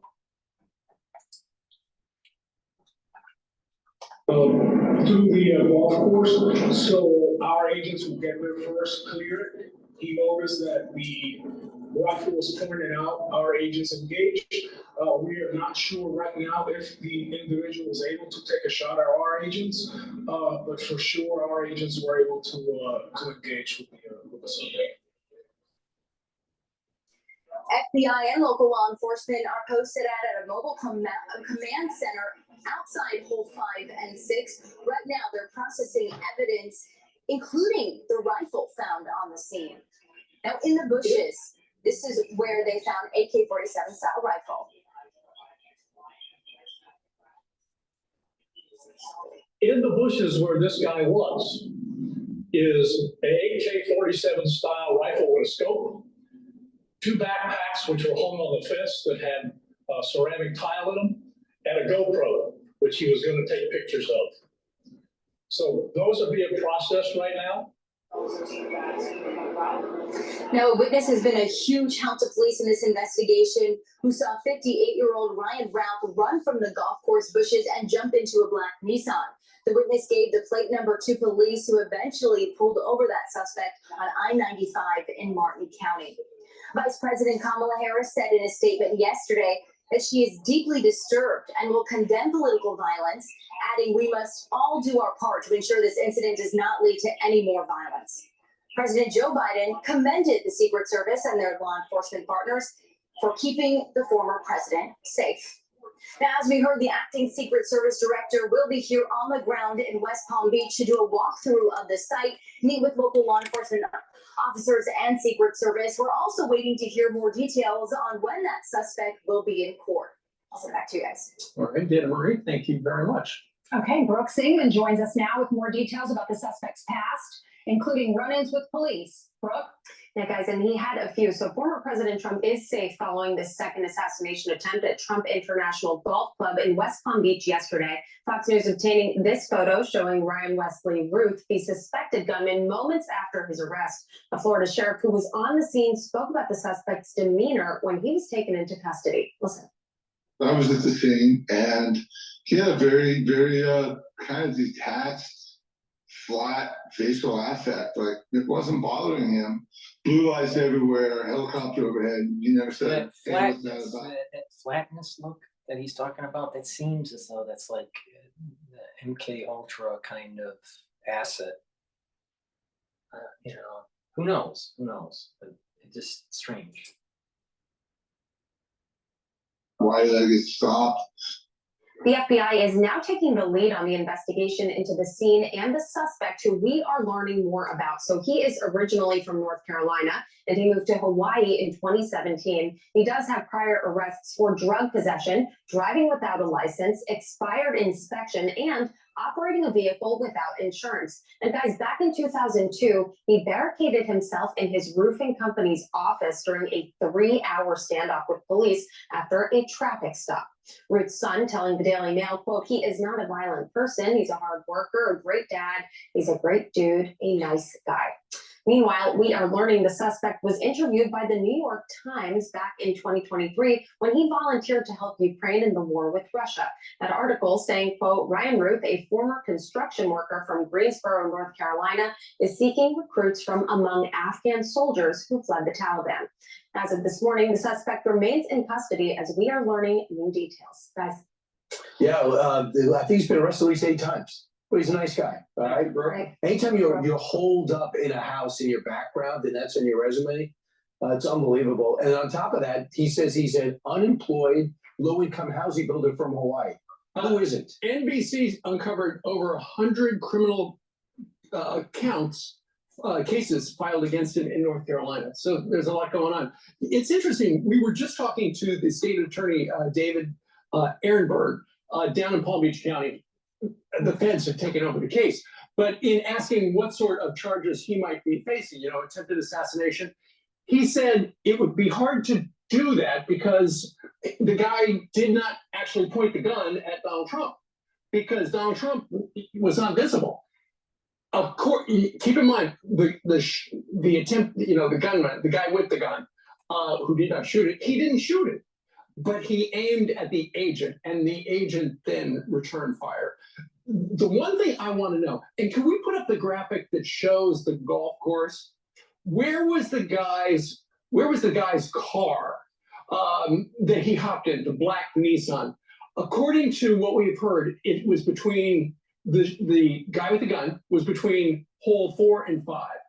And that's that little street right there between 4 and 5 that runs east to west is Summit. So if I had to guess, his car was probably parked there. And it was probably a passerby who saw a guy running, hopped in the car, and this passerby, this Good Samaritan, took a picture of the car with the license plate, gave it to the cops, and that's how we found the guy. So that's interesting. When you look at that map, if he was standing between hole 4 and 5, Donald Trump was on hole 5. He was on the green. And so he would have been on the opposite end to the far right of the screen. So if this guy between 4 and 5, that's not right. he fired off The shots. sheriff, no. The sheriff said that the Secret Service agents were ahead of Trump. So that means that the Secret Service was one hole ahead of Trump, not behind, one hole ahead. All right. And they noticed the person. Now, my understanding was Trump was on hole 5. So that would mean that the Secret Service forward team was on hole 6. And that's why I thought he was on this side. So I'm not sure if Fox is right about this, it's hole 4 or 5, or if it's hole 5 and 6. So whoever's listening to this, put in the chat, is it hole 5 and 6 where the shooter was, or was it between hole 4 and 5? Because my understanding was Trump was on hole 5 and that the forward team, Secret Service, was on hole 6. And that's important because it's on this street, or is it on this street? Now that street, there's, that street, it's close, there could be, it's close, but that would mean that he would have been even closer to Trump. So I don't know. That's a good question. I mean, I thought it was between hole 5 and 6, not hole 4 and 5. 500 yards away, the police say. Well, he didn't fire. Oh, there were 4. They heard 4 popping noises. Yeah, they don't know. Secret Service. Well, do we know for sure he didn't get him shot off? It sounded like from the state attorney, he did not fire his gun. So we think that was Secret Service. When they saw the AR through the fence, then they fired those 4 shots. Yeah, that's what we know at this time. I'll add another thing. So they keep on talking about, well, they should get more Secret Service, and why haven't they adjusted? They have adjusted. So Mike Waltz was briefed on Thursday because he's with the Assassination 1 task force. And they said, President Biden put presidential level Secret Service force around Harris and Trump. But yet when we listened to the press conference yesterday from the sheriff, he said, it's not like he is the president. This is not the level he would have if he's president. So when President Biden makes the decision, they're having a problem with execution, because if he made that decision, then they're not listening to him, which is more of a problem, which goes right back to Mayorkas. Well, remember, RFK Jr. also complained about not having Secret Service protection, and he was given more protection after that. We thought things had changed after the first assassination attempt. We need to know, has it changed? Right. Does he need more protection? Because he was president at one point and he's running for president. And this could be catastrophic if someone were successful. If I had to guess, I bet, and I don't know this, and we're going to hear from the Secret Service guys today, if I had to guess, this is probably the level of security he had when he was president at that particular club, because you don't really, it's impossible to have a cop everywhere outside. And I didn't realize until yesterday that there's not a solid wall like cinder block, but instead it's a chain link fence. Just anybody. That might be changing. Yeah, no kidding. Our first guest today said that you go right through it. our first guest today said if he was president, there would have been security on the outside. Meanwhile, Speaker Mike Johnson joined us an hour ago. He met with the president 3 hours after the incident. Listen to what he said. The president's response was in his demeanor. We arrived there about the time that President Trump did. We spent about 3 hours with him. He was in very good spirits, as you might expect. That's who he is. He's so resilient. No leader in the history of America that has been so attacked and has remained so strong and so resilient. He's one of a kind. He is not going to stop fighting for the American people. I got a briefing from the acting director of the Secret Service, Ron Rowe, within 90 minutes of the event. I was actually sitting with President Trump when he called. We listened to that in detail. And what I understand happened is that those agents that were with him yesterday saw that barrel of that gun between the bushes on a golf course. I mean, that's a difficult thing to spot. Thankfully they did. But unlike in Butler, they did not pause. They immediately pulled their weapons and fired. I think that's why this guy, the suspect, the shooter, threw the gun in the bushes and ran. Had they not been there, had they not acted so quickly and so decisively, we might be having a different conversation today. The one thing about the president, you notice, he does best under pressure. And you saw with the first shooting, second shooting, when things go going crazy around him, that's when he's calmest. If you think about it, maybe the Truth Social or the tweets that he wanted back were when things are quiet.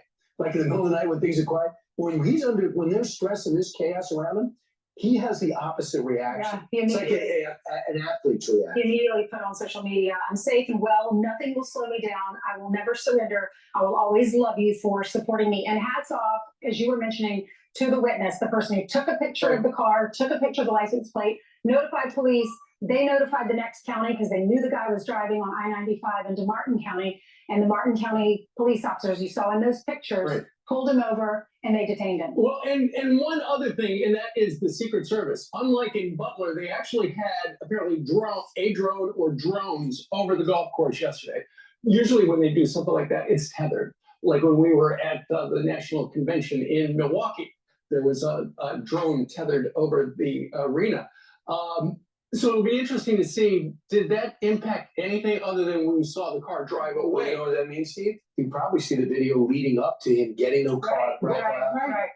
But the problem is you didn't see the gun. Right. Or they would have done something. Hats off. And I hope we learn more about this particular agent.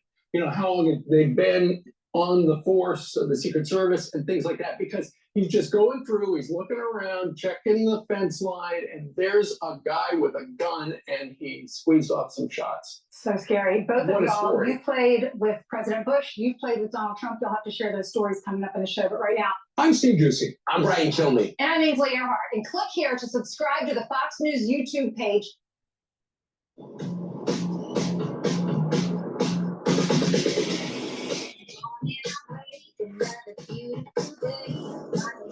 Meanwhile, House Speaker Mike Johnson posting this.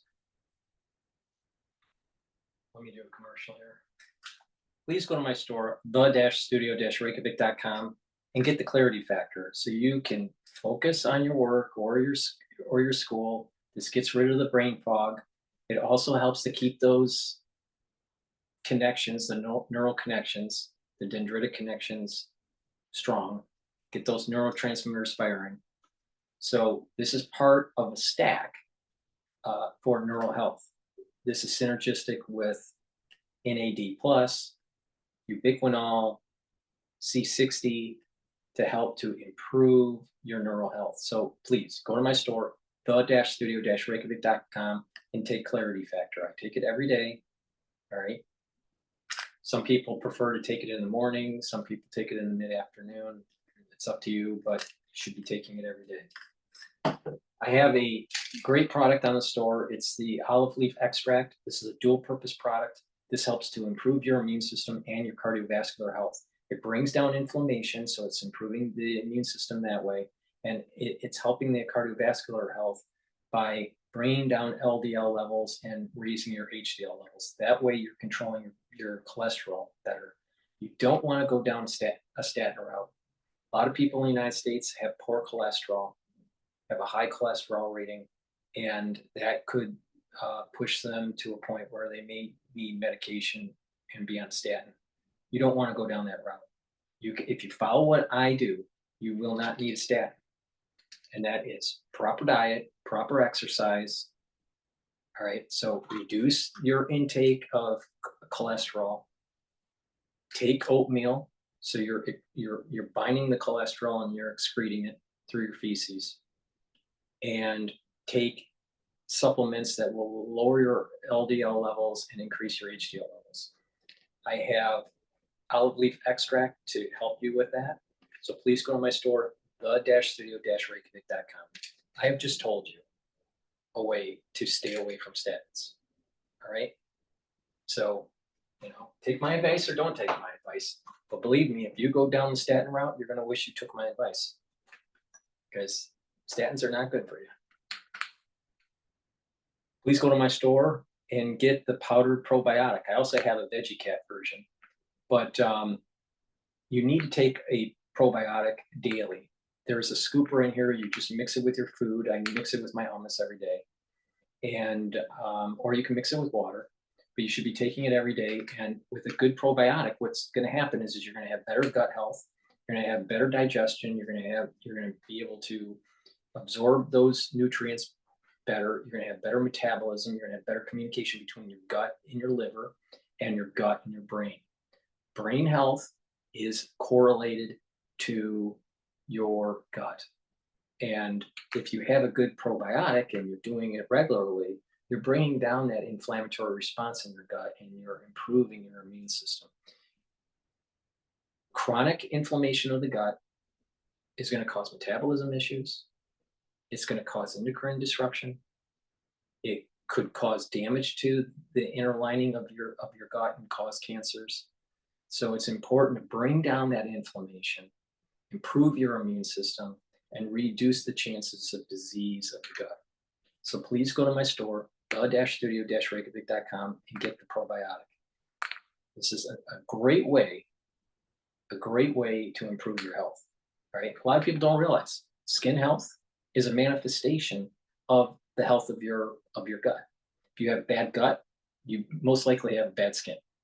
So please go to the store, the-studio-reykjavik.com, and improve your gut health by taking the powdered probiotic or the VeggieCat version.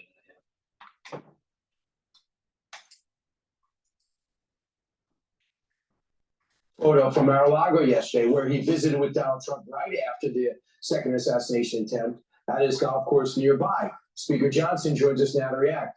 Mr. Speaker, did you think maybe your meeting was going to be canceled when you heard about the shooting? And what demeanor how would you describe the president when you got to him? Yeah, thanks, Brian. Thanks for having me. My wife Kelly and I were on the way to Mar-a-Lago when the shooting occurred. And so we were delayed a little bit because they shut down all the traffic. But then we arrived there about the time that President Trump did. We spent about 3 hours with him.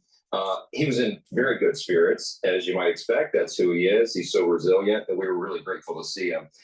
I said this, and we'll all be talking about this for quite some time. There's no leader in the history of America that has been so attacked and has remained so strong and so resilient. He's one of a kind. He is not going to stop fighting for the American people. And it was really encouraging for us to sit and visit with him right after that happened. Mr. Speaker, I know your faith is very important to you, So and after they're just the first assassination, they're just replaying what they said before. So I want to go to Sean Hannity. What did he have to say? Fox News alert: moments after the second assassination attempt on his life yesterday afternoon, former President Donald Trump sharing his main concerns with Sean Hannity of Fox News as he was rushed back to the clubhouse at his golf course. and Sean Hannity joins us now. Sean, it happened at 1:30 yesterday afternoon, and you got a call before it even broke, before we all knew about it. Tell us that story. It wasn't really, actually, guys, it was not long right after the incident happened. The president was playing with a dear friend of mine, Steve Woodcoff, and I had gone to breakfast with Steve and another guy, another friend of ours, and we had breakfast together. The whole breakfast, Steve was giving me a hard time. Come play golf with us. Come play golf with us. And Steve is near a scratch golfer. The president pretty much is a scratch golfer. And I'm like, I don't have time to play, so I'm not that good with you, good at golf right now. But I hope to get back to it. I used to play.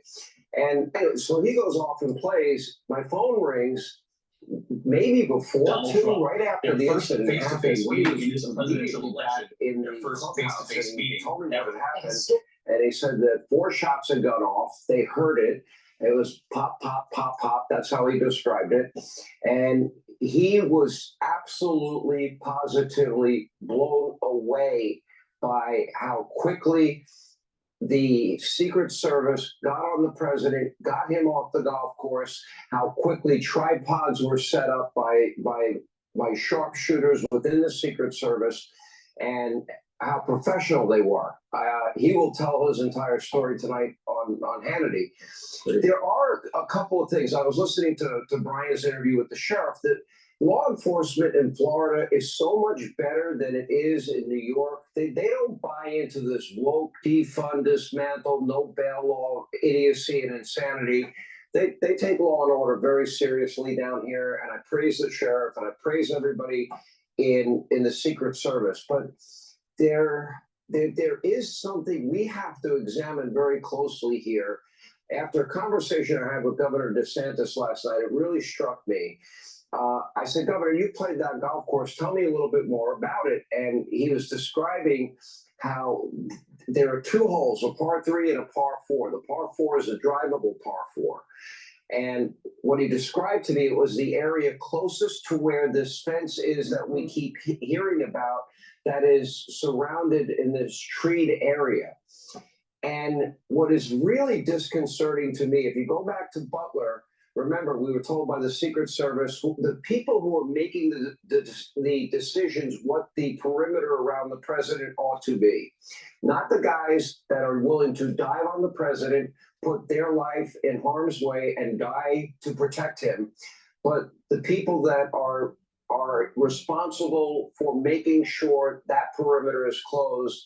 There are some real serious questions, more than we had yesterday this morning, because they got within 130 yards in Butler, and they claimed it was a slope roof that turned out not to be a slope roof at all. And that's very troublesome that we weren't told the truth then. And we still haven't gotten to the bottom of it.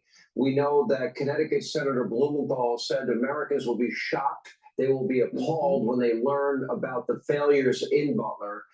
But now we have a situation where we have a street about 300 yards from where the president was.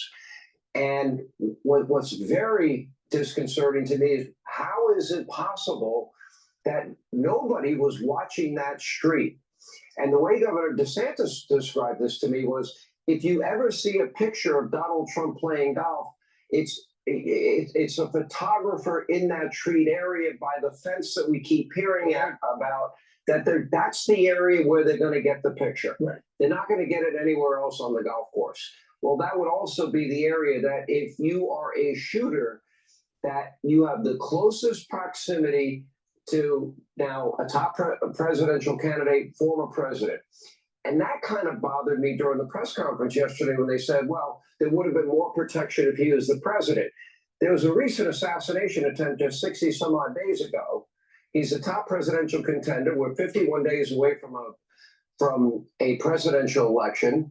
And you're allowing somebody with an AK-47 that has a scope on it to be literally within 300 yards, which would be the equivalent, if you want a golf analogy, of a 1-foot putt or a tap-in putt.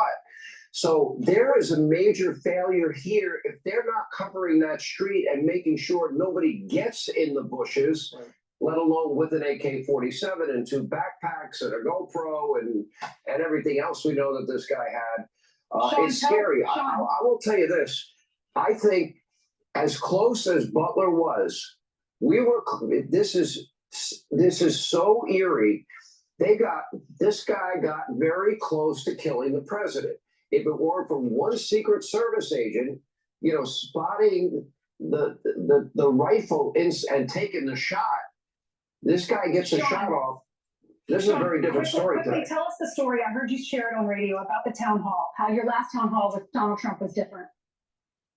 Well, you know, let's say you're a marketer at a streetwear company, but you don't know influencers are your most vocal supporters. You don't know what you don't know about your Different. Well, you know, I thought at some point somebody might remember I said that story. I was probably not going to talk about it again. If LJ was here today, I was going to say to LJ, I've been doing town halls since before you were born. We all love LJ. And I've done all these town halls all around the country. I've done many with President Trump in particular. I've had events with George W. Bush, other presidents, and other presidential candidates. I think I interviewed all 17 Republican candidates back when they were running in 2015 and 16. And so I've had all these town halls. When I did the recent one in Harrisburg, I'd never faced a situation like I did here, where the Secret Service was adamant nobody in the audience could be on the floor surrounding the stage. That had never been the case at any previous town hall. Then we were told, yeah, we're not going to allow you to fill up the entire building. And there was a little back and forth with the campaign, and we were asking why, because that had never happened before. And then one other very strange thing happened that I had never experienced, which was the Secret Service, whoever was in charge of the detail that day, very nicely, great guy. I love these guys. I admire these guys. They're willing to risk their lives for people. He asked for a few minutes of my time to pull me aside, pull me to an area where we were both looking at the stage that I was going to be on, doing the town hall, where I would be sitting, where President Trump would be sitting, and then pointed out on the stage, I don't want to go into too many details, pointed out in the area 2 separate locations I could go if shots were fired at that event. In all the town halls I had done over all these many years, that had never happened before, nor had we had audience limitations like we had there.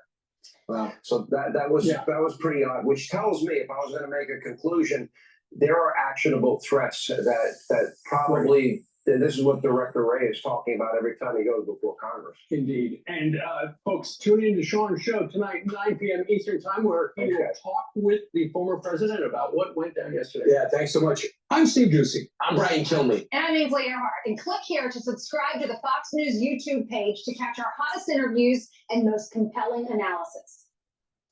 You know what's interesting is how CNN doesn't really play too much about this whole incident here.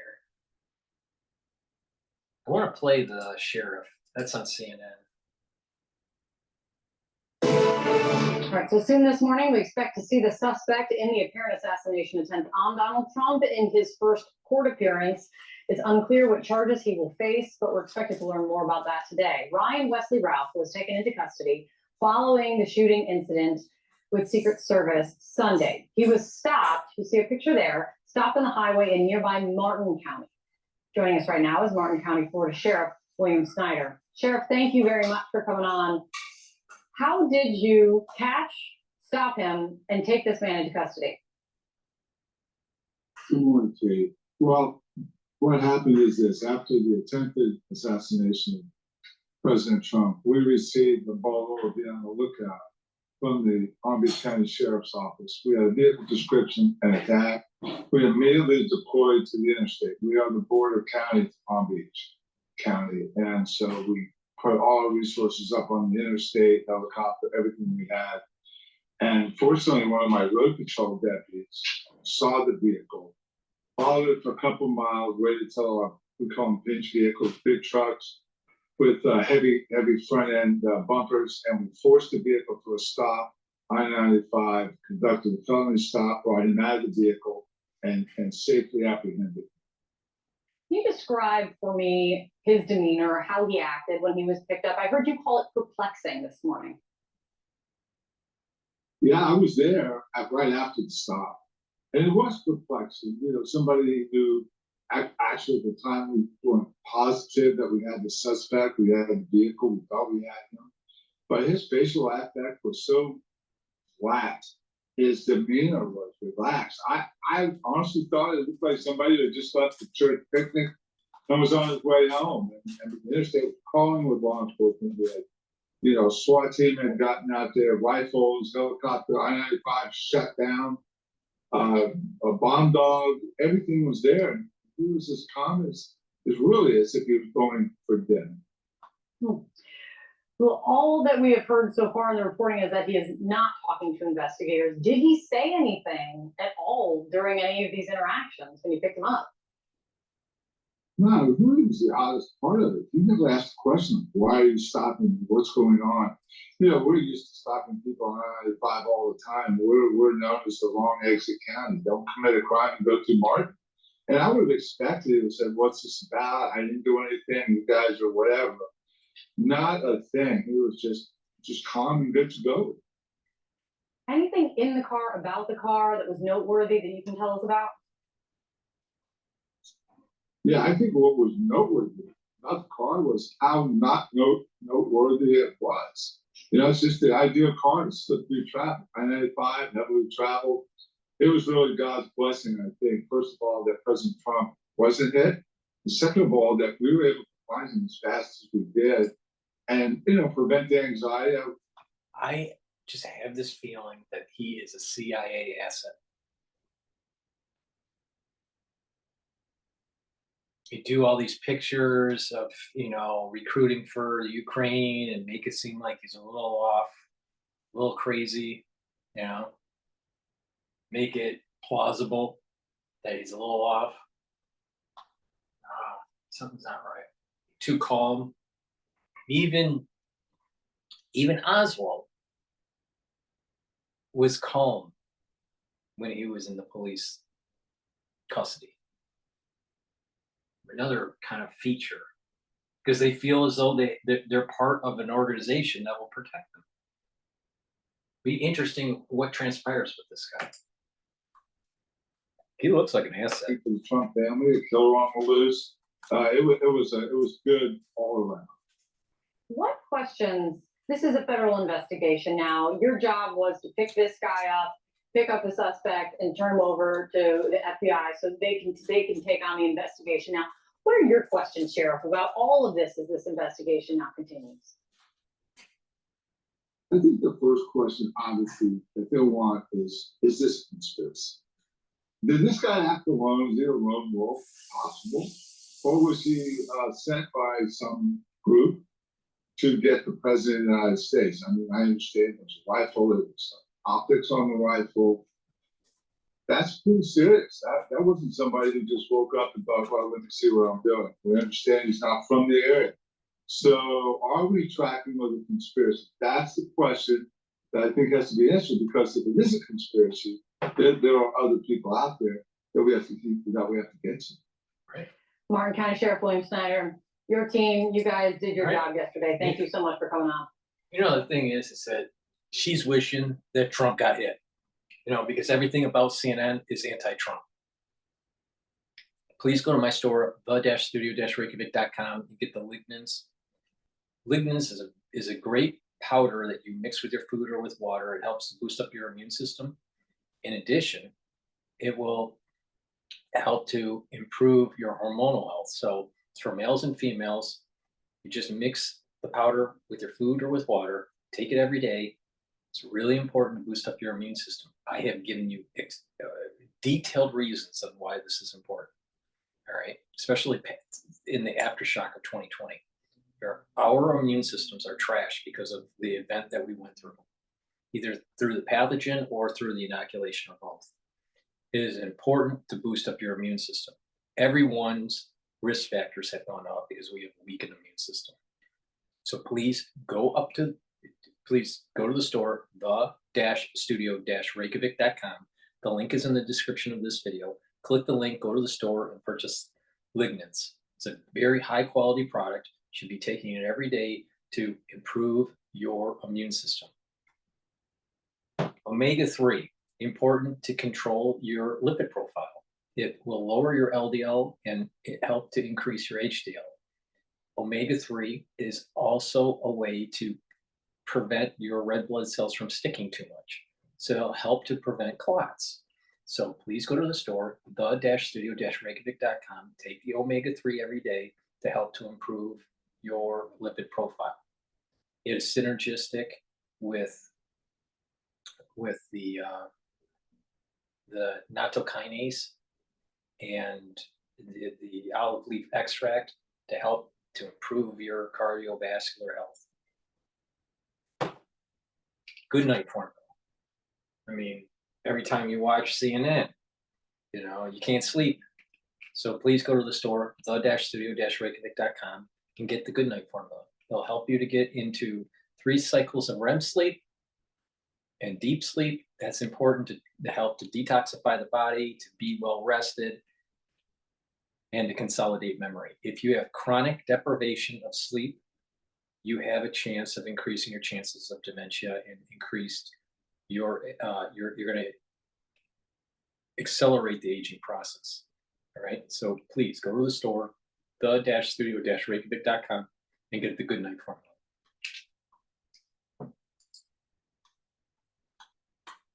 Joining us right now is former Secret Service Supervisory Special Agent Charles Moreno and CNN Senior Law Enforcement Analyst, former DC Police Chief, former Police Commissioner of Philadelphia, Charles Ramsey. Gentlemen, Chief, you've been following this from literally the moments we were getting these first reports in of this all unfolding. As we're learning more about this man's background, the pieces of the puzzle, pieces of a larger, bigger puzzle, what in his background sticks out to you, grabs your attention right now? Well, I mean, the fact that he was arrested and charged with possession of a weapon of mass destruction, obviously, he has a criminal record. The other charges, my understanding, are relatively minor. But as John Miller just mentioned, we don't know the disposition of that particular case. But obviously, that stands out. The other thing that stands out to me is an open question, and that is, how did he know the president was going to be on the golf course? I mean, this is an individual that apparently has scouted it out. When you look at the map, you see a roadway very close to holes 5 and 6, which it would make sense that that would be a location if you were going to try to take a shot, it would be closer, and would give you an opportunity to do so and also give you an escape route too. So, you know, his planning, which was obviously present for this, but those are the kinds of questions that need to be answered. Hopefully we start to get some answers today. Yeah, Mr. Moreno, let me lean on that, because add into exactly what the chief was laying out about questions about planning. Also this fact that Trump's golf game on Sunday, it was a last minute addition to his schedule, sources say. He had no public events planned. What does that say about pre-planning, lack thereof, or that how long he was there, or if there was some element of luck for this man, not for obviously Secret Service and President Trump? Well, how do you add all that together? Well, the former president is rather predictable in what he does when he is in West Palm Beach. And this is an example of that. So even though this was what's known as an off-the-record movement, it was an off-the-record movement to a location that he visits often. So there is a degree of predictability here on the part saying, look, there's a very good chance that the former president can come here. Let's face it, anytime a protectee of the Secret Service arrives to a location, whether on the record or off the record, it's very noticeable, especially with the security level that the former president travels with. Yeah, but that would mean that that would have meant that the guy was staking it out, and that he was out there waiting. And he didn't know what day or what hour or whatever, so he was just waiting and waiting and waiting. What's his support? He must have had some sort of support. Where was he living? Where was he staying? Where was he eating? The suspect was staying in the area. It may have been very noticeable when the former president got there. But, you know, I'm still waiting for the results of the search warrant that are going to be executed on his vehicle. Not only that, I think there's going to be numerous items that are So I don't know how many golf courses he has in Florida, but let's just say the 2. This international golf course and then Mar-a-Lago. Does that mean that there were a group of people waiting at Mar-a-Lago too? And there's some sort of coordination between them? So he was in Florida. You don't know which place he's going to go. So you have, A team and B team. I'm telling you, there was a coordination going on. Something's not right about this. Not right. And he's too calm. In the car that are and will be of protective interest to the Secret Service on the protective intelligence side, that can lead to some degree of surveillance that was being conducted by this individual, to include documentation, things like maps, things like notes. How long was this suspect tracking the former president, and in which ways? Chief, I want to play once again what we heard this morning from the sheriff of Martin County, Florida. This is where this man, the suspect, was taken into custody. Listen to this. His demeanor was perplexing in some way, despite the fact that we had numerous people out with rifles, uniformed personnel, a helicopter, interstate shutdown. He was as calm as if he was going to a Sunday picnic. Chief, what does that tell you? Professional. That's not normal. I mean, average person, you get stopped by police and you've got weapons pointed at you, you certainly would not be calm and collected. But, this is an individual that had planned this, was very cold and calculating.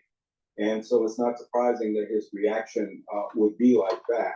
And again, to me, that points toward his involvement in this. And I'm sure that, Secret Service, FBI probably already confirmed that he was the individual that was seen there. We have to remember now, a witness actually saw him leave that area and had the presence of mind to take a photograph of both the car and the license tag. So he's there. They can put him there. So it's pretty consistent with what we've seen so far. Yeah, and Ms. Marino, the acting director of the Secret Service is headed to Florida today. How are they, or should they be rethinking threats against Donald Trump and his protection now after this?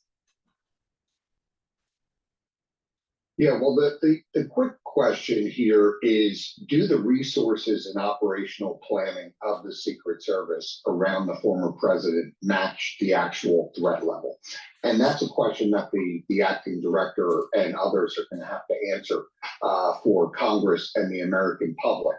The way the agents assigned to the former president yesterday reacted was exceptional.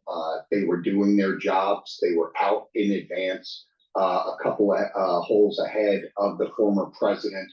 But the question then takes us back, as it did in Butler, Pennsylvania, to the planning of the outer perimeters and how much is enough for the former president. What I can tell you is a losing argument is he's a former president and this is all he's entitled to. That's not going to work. You don't sign up to protect the former president as the Secret Service and say, look, the threat level can only get so high and this is all we're going to give you. That's not the reality of their mission. So they're going to have to constantly assess this threat, both domestically and from foreign entities like Iran, and up the resources and planning here. Yeah, gentlemen, a lot more to learn, but thankful for you to help walk us through it as we know it now. Thank you both very much. And CNN wished that Trump was hit because CNN hates Trump. So we'll do one last video with the Hill to get an idea of their perspective on it, because there's, some liberal bias there too. Please go to my store, the-studio-reykjavik.com, and get the C60. I have it in extra virgin olive oil. I have it in MCT coconut oil and avocado oil. You should be taking this every day. Take a teaspoon of it a day. What it will do is it'll soak up free radicals. That C60 is suspended in a lipid, so in an oil, and that C60 will soak up those free radicals in your cells and help to boost up the health of your mitochondria. When you have more energy, when you have healthier cells, you're going to have a better immune system too.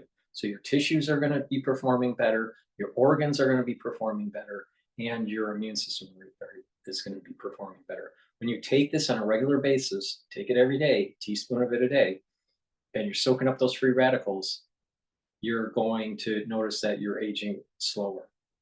All right. In addition, this is synergistic with stacking it with Clarity Factor, because this is going to help to boost up the mitochondrial health. And by boosting up the mitochondrial health in your neurons, you're going to be able to produce more neurotransmitters and have further improved connection with your neurons.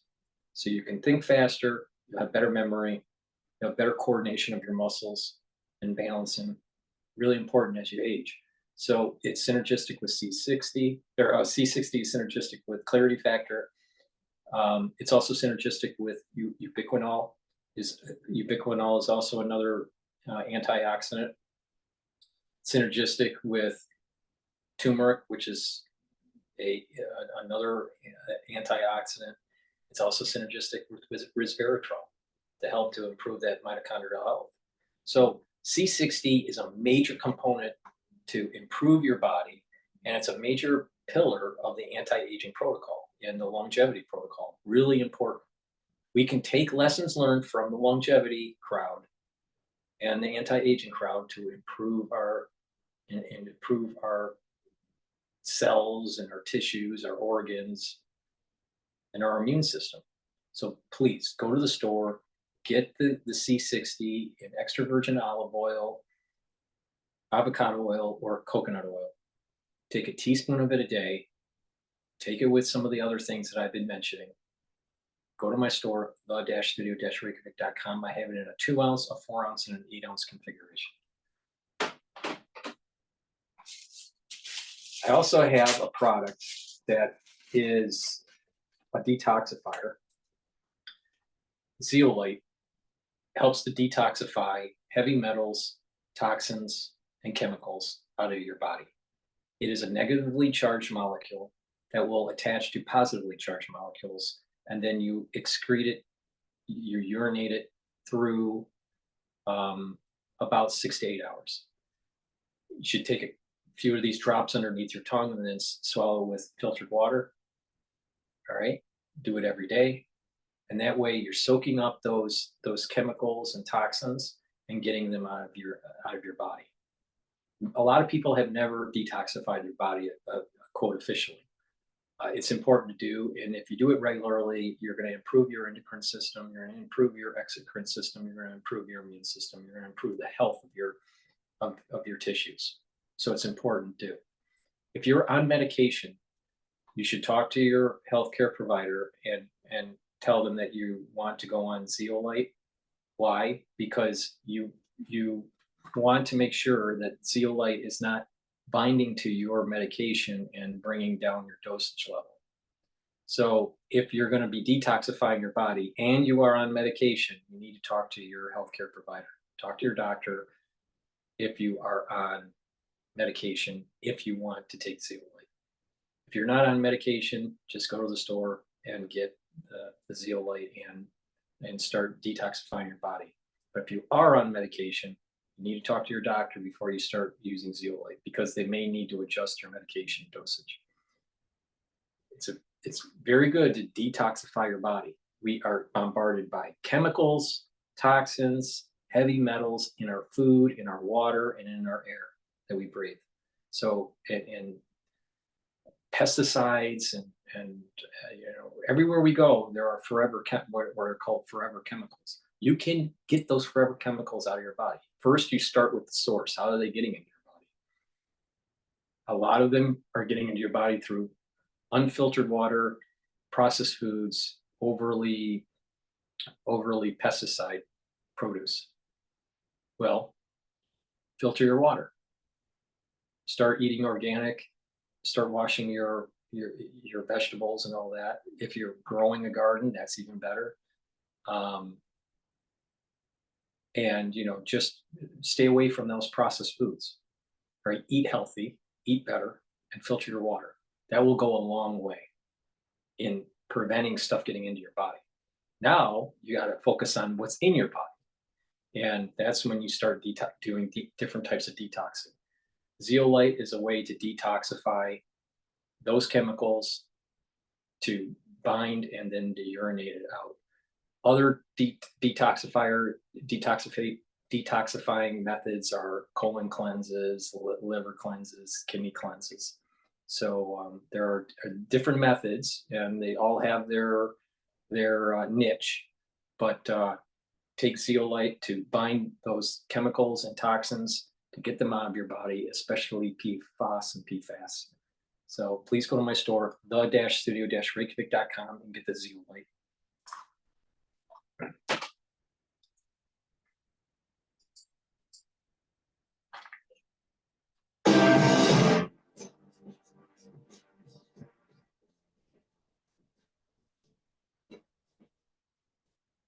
Good morning and welcome to Rising. We've got a great show for you today. It is the dawn of a new day at our new studio, which we're super excited about. I want to thank the entire staff of Rising and At the Hill for working round the clock to get this place ready. But it's pretty nice, is it not, Niall Stanage? Pleasure to be here. Pleasure to be in these salubrious new surroundings. It looks great. I like our backdrop. I like our lights. We're pretty excited with that. Yeah, we're still working out some kinks, obviously, so please bear with us. And of course, let us know what you think about the studio in the comments. I'm sure we'll be updating some things as we proceed, but we've got a really great show for you today, and I'm excited to get to it because we have some big news breaking, obviously, over the weekend that we want to talk about here. Now, it's been a little more than 2 months since former President Donald Trump survived an assassination attempt in Butler, Pennsylvania. Now the FBI is investigating what appears to be a second assassination attempt at his Florida golf club on Sunday.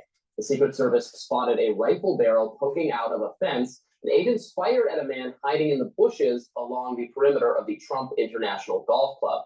The suspect is Ryan Wesley Routh. He fled in a car and was detained after being stopped on the highway sometime later.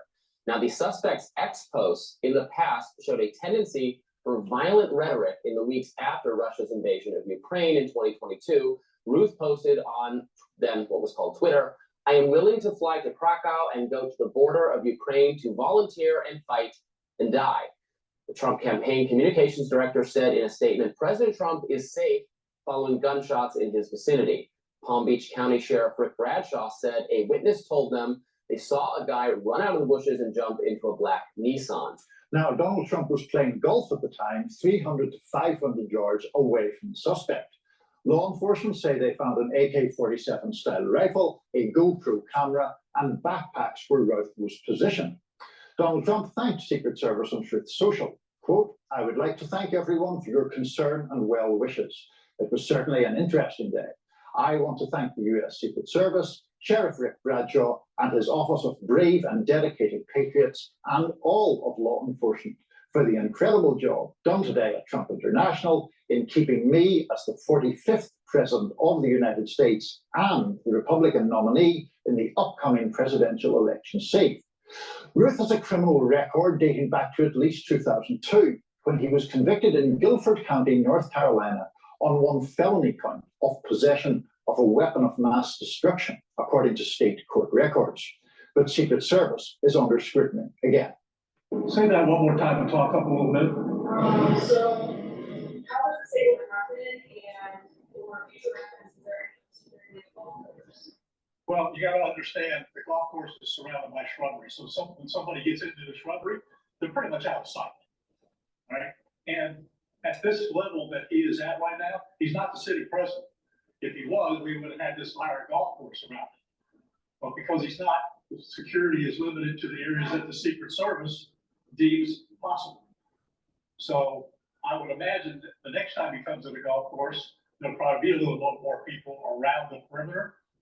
But the Secret Service did exactly what they should have done. They provided exactly what the protection should have been, and their agent did a fantastic job. Now, Routh is in court today. So let's start with that reaction there from the sheriff explaining Secret Service did everything right, and this is why the perimeter isn't as exhaustively patrolled as you might expect. I think that's going to come as cold comfort to a lot of people after what happened in Butler, Pennsylvania. Obviously, the Secret Service director, Kimberly Cheadle, resigned in the wake of that. Some really appalling security failures with the shooter there taking a shot at Trump, hitting him, killing someone in the crowd from a rooftop that most people think ought to have been secured. I mean, why is that outside the perimeter if you can hit Trump from that distance? Those are questions members of Congress on both sides asked at the hearing. Now, in this case, I get that it's, there's ample places, I guess, to hide on a golf course. But the idea that, well, he's not the sitting president, so he has slightly less security. I mean, he's running for the presidency. He's a very in the public eye sort of person. There's a lot of crazy people out there. He is a high risk target, a person of significant public interest. The idea that he doesn't have maybe enough security because he's not the sitting president sounds like a ludicrous excuse to me. So I think there are two parts to this, right? One is the actual agents on the ground clearly did a better job this time around. As far as we know, an agent spotted the barrel of a rifle poking through the undergrowth. That agent seems to have taken immediate action. This was happening on a golf course, I believe, around 1 or 2 holes away from where former President Trump was actually golfing. So well done in that sense for the Secret Service being diligent and being observant. The problem, they didn't wait for him to shoot. The shots came from the Secret Service. Right, exactly. Glad to hear that finally. Now, in Butler, I mean, there are all sorts of failures, and you've outlined them there, including just the simple fact that in Butler, the guy was able to get onto a rooftop with a line of sight to an open air rally. That's insane stuff.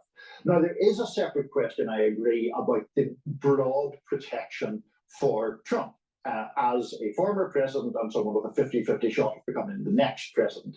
It is interesting to me, Robbie, that I was looking this up, and the actual number of people in the Secret Service dedicated to protective duties has declined even as the Secret Service's budget has increased. That seems an incongruity for a start, and clearly if you have 2 assassination attempts against the same person within 9 weeks of each other, that obviously begs pretty serious questions. He's faced more assassination attempts than Kamala Harris has done sit-down interviews since becoming the candidate. Let's talk a little bit about the shooter himself. So this happens to be a person, alleged shooter. Wesley Routh has a significant social media presence, actually has been someone of a political and activist nature, someone who was involved, who had been interviewed by the media. There was write-ups about him or that he contributed to in New York Times and Semaphore for trying to drum up support for the Ukraine war. He was actually involved in trying to get volunteers, U.S. trained soldiers in Afghanistan to come volunteer with Ukraine. So his political trajectory is pretty clearly fleshed out from his presence, that he was formerly a Trump supporter, at least a Republican, but is now very much a kind of never Trump person and was in support of Joe Biden and Kamala Harris. You know, we're always trying to scrutinize shooters' motives. Like the guy in Butler, Pennsylvania seems more like just your garden variety lunatic, unwell, just looking for something to do to make a big splash attention. Whereas this person might have more surface level discernible political motivation. I think that's right. I was struck myself when he was first identified about how well practiced we've all become at these kind of situations. So as soon as the name came up, I went to social media where his profiles were going to be scrubbed to see what he was saying, you know. It was overwhelmingly about Ukraine, very emphatically pro-Ukraine, hardly even reaches the mark of the kind of views he was expressing. Some of them did seem honestly a bit eccentric, to say the least. He was suggesting on one occasion that President Biden should somehow give leave to all American members of the military so they could go as private citizens to fight on behalf of Ukraine. That isn't the view of a balanced person, but yes, I mean, it's clear that he did have some political views. So some reactions to the attempted assassination. Obviously, Kamala Harris said that she was glad Trump is fine, and so did Joe Biden, and you know there's going to be more looked into it. There were a couple less kind, less good reactions. One was from Rachel Vindman, who's the wife of Alexander Vindman, who was a prominent figure in the Trump the first Trump impeachment. She tweeted, "No ears were harmed. Carry on with your Sunday afternoon." Not a very nice thing to say. And Adam Kinzinger, I noticed, said, look, a former Republican representative turned kind of fixture on CNN, anti-Trump person. He wrote on X, look, violent rhetoric is wrong and has no place, but MAGA pretending they didn't like this fire is gaslighting to the 100th power. Since Trump showed up, our politics has gone to crap, literally just accusing a group of people beating our pets, etc. I think it's not good. Look, yes, there's a lot of heated rhetoric from this whole Democrat liberal mob, right, goes back way before even Trump ran for office. It was happening during the Obama administration. It was happening during the Bush junior administration. So, come on. Every time that they wanted to put a conservative judge on the bench, what happens? If a president, a Republican president, wants to put a conservative person on the bench, they go and, cause riot, lies, and all this stuff. All right? Look at the rhetoric that was coming out of Schumer and Nancy Pelosi and Waters. I'm telling you, this is. We had a close call, and thank God that he's okay, that Trump's okay. But the thing is that the rhetoric on the other side isn't toning down. It's not toning down. I mean, according to what Robbie's saying here, it's not toning down. And so it's gonna another cycle of this is gonna happen. It's so sad that we're going through this kind of situation. We shouldn't be. But please go to my store, the-studio-reykjavik.com, and get the nattokinase. This helps to bring down LDL levels, increases your HDL levels. It's synergistic with the omega-3 and some of the other ways to lower your cholesterol. In addition, it's fibrinolytic, which basically means that it will help to break up clots. So please go to the store, the-studio-reykjavik.com, improve your cardiovascular health with nattokinase. People that are on the whole anti-aging and the longevity track, they take nattokinase on a daily basis. So please go to my store, the-studio-reykjavik.com, and improve your cardiovascular health. Vitamin K2, important for your bones and for your cardiovascular system. You should be taking this every day. All right. I've been taking it every day for a long, long, long time. All right. Now I have it available on my store. So please go to my store, the-studio-reykjavik.com, and get the vitamin K2. This is the MK7 molecule. If you've been following my protocol on how to improve your bones, how to reduce osteoarthritis, and how to improve your cardiovascular health, if you follow it, you're going to start seeing major improvements with your body. So please go to my store, the-studio-reykjavik.com, and get the vitamin K2 and follow the protocol.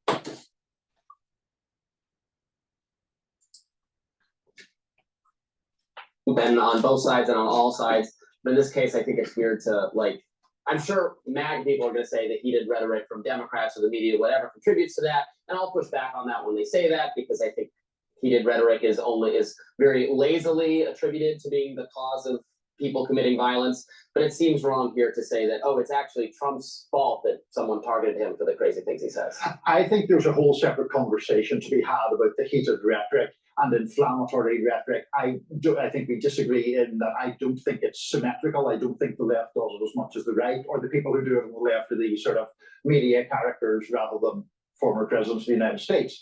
Having said that, the likes of the Vindman quote, I think, is just lacking in taste and basic decency. And the thing that overall frustrates me about these kinds of situations is people make arguments that they would never make if the political affiliations were reversed. If, and thankfully this did not happen, but if former President Obama were golfing and there was a guy with an AK-47 targeting him 2 goals ahead, nobody on the left would be making light of that, as they shouldn't, but when they do. Absolutely, very good point. I did see some of those Mueller she wrote accounts, very Dem partisan accounts, flirting with, I don't even believe this happened, or inside job kind of thing. Just always a good reminder, it's not media likes to it's only crazy thinking on the right. No, there's some crazy thinking in the pro-democratic category as well. All right, that's our first segment in our new studio. We got that one under our belts. Lots more rising to come. Please stay tuned.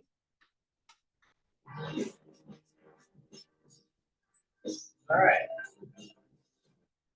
Please go to my store, the-studio-reykjavik.com. Link is in the description of this video, and get the NAC. NAC is important to help to improve your levels of glutathione. It's an antioxidant that helps to soak up those free radicals. It's a different pathway. It's synergistic with C60. So you should be taking this with the C60 to get even better performance. The more antioxidants you take, the more that you're soaking up those free radicals and you're reducing the chances of cellular damage. and you're improving the health of your tissues and the health of your immune system. So please take the NAC that I provide on my store. I take it every day. All right.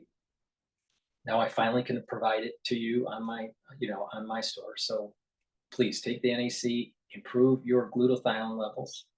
It also helps to detoxify your body, and it helps to improve mental health. So please go to my store, the-studio-reykjavik.com, and get the NAC. NAD plus helps to improve energy levels. It also helps to improve the repair mechanism for DNA repair. So if you need to repair your DNA, NAD plus is an important supplement to take. It'll increase your energy levels and protect your neural health. So it's synergistic with the clarity factor and other neuroprotector supplements that I offer. So please go to my store, the-studio-reykjavik.com, and get the NAD plus. Ubiquinol, the active form for CoQ10, extremely important to improve your energy. It's an antioxidant, and it also helps to improve the neural health. So it's synergistic with NAD. Ubiquinol, the active form for CoQ10, so ubiquinol helps to improve your energy levels. NAD plus also helps to improve your energy levels, but a different pathway. It's an antioxidant, so you're bringing down those free radicals, and it's neuroprotective. So it's neuroprotective in a different pathway. So what's important here is that you're stacking with things that help to boost up your immune system and improve your neural health. By doing that on a regular basis, you're slowing down the cognitive decline through normal aging. This is why the anti-agers use ubiquinol. So please go to my store, the-studio-reykjavik.com. It's the-studio-reykjavik.com, and get the ubiquinol. It's the active form for CoQ10. I've been taking ubiquinol for a long, long time. So please go to my store and get the ubiquinol. That's the end of my transmission. Thank you for listening. Please ask your social media to follow me so I can reach a larger audience to be able to explain the geopolitical events that are taking place, what's going on in the economy, and how to improve your health. Thank you for listening, and have a nice day.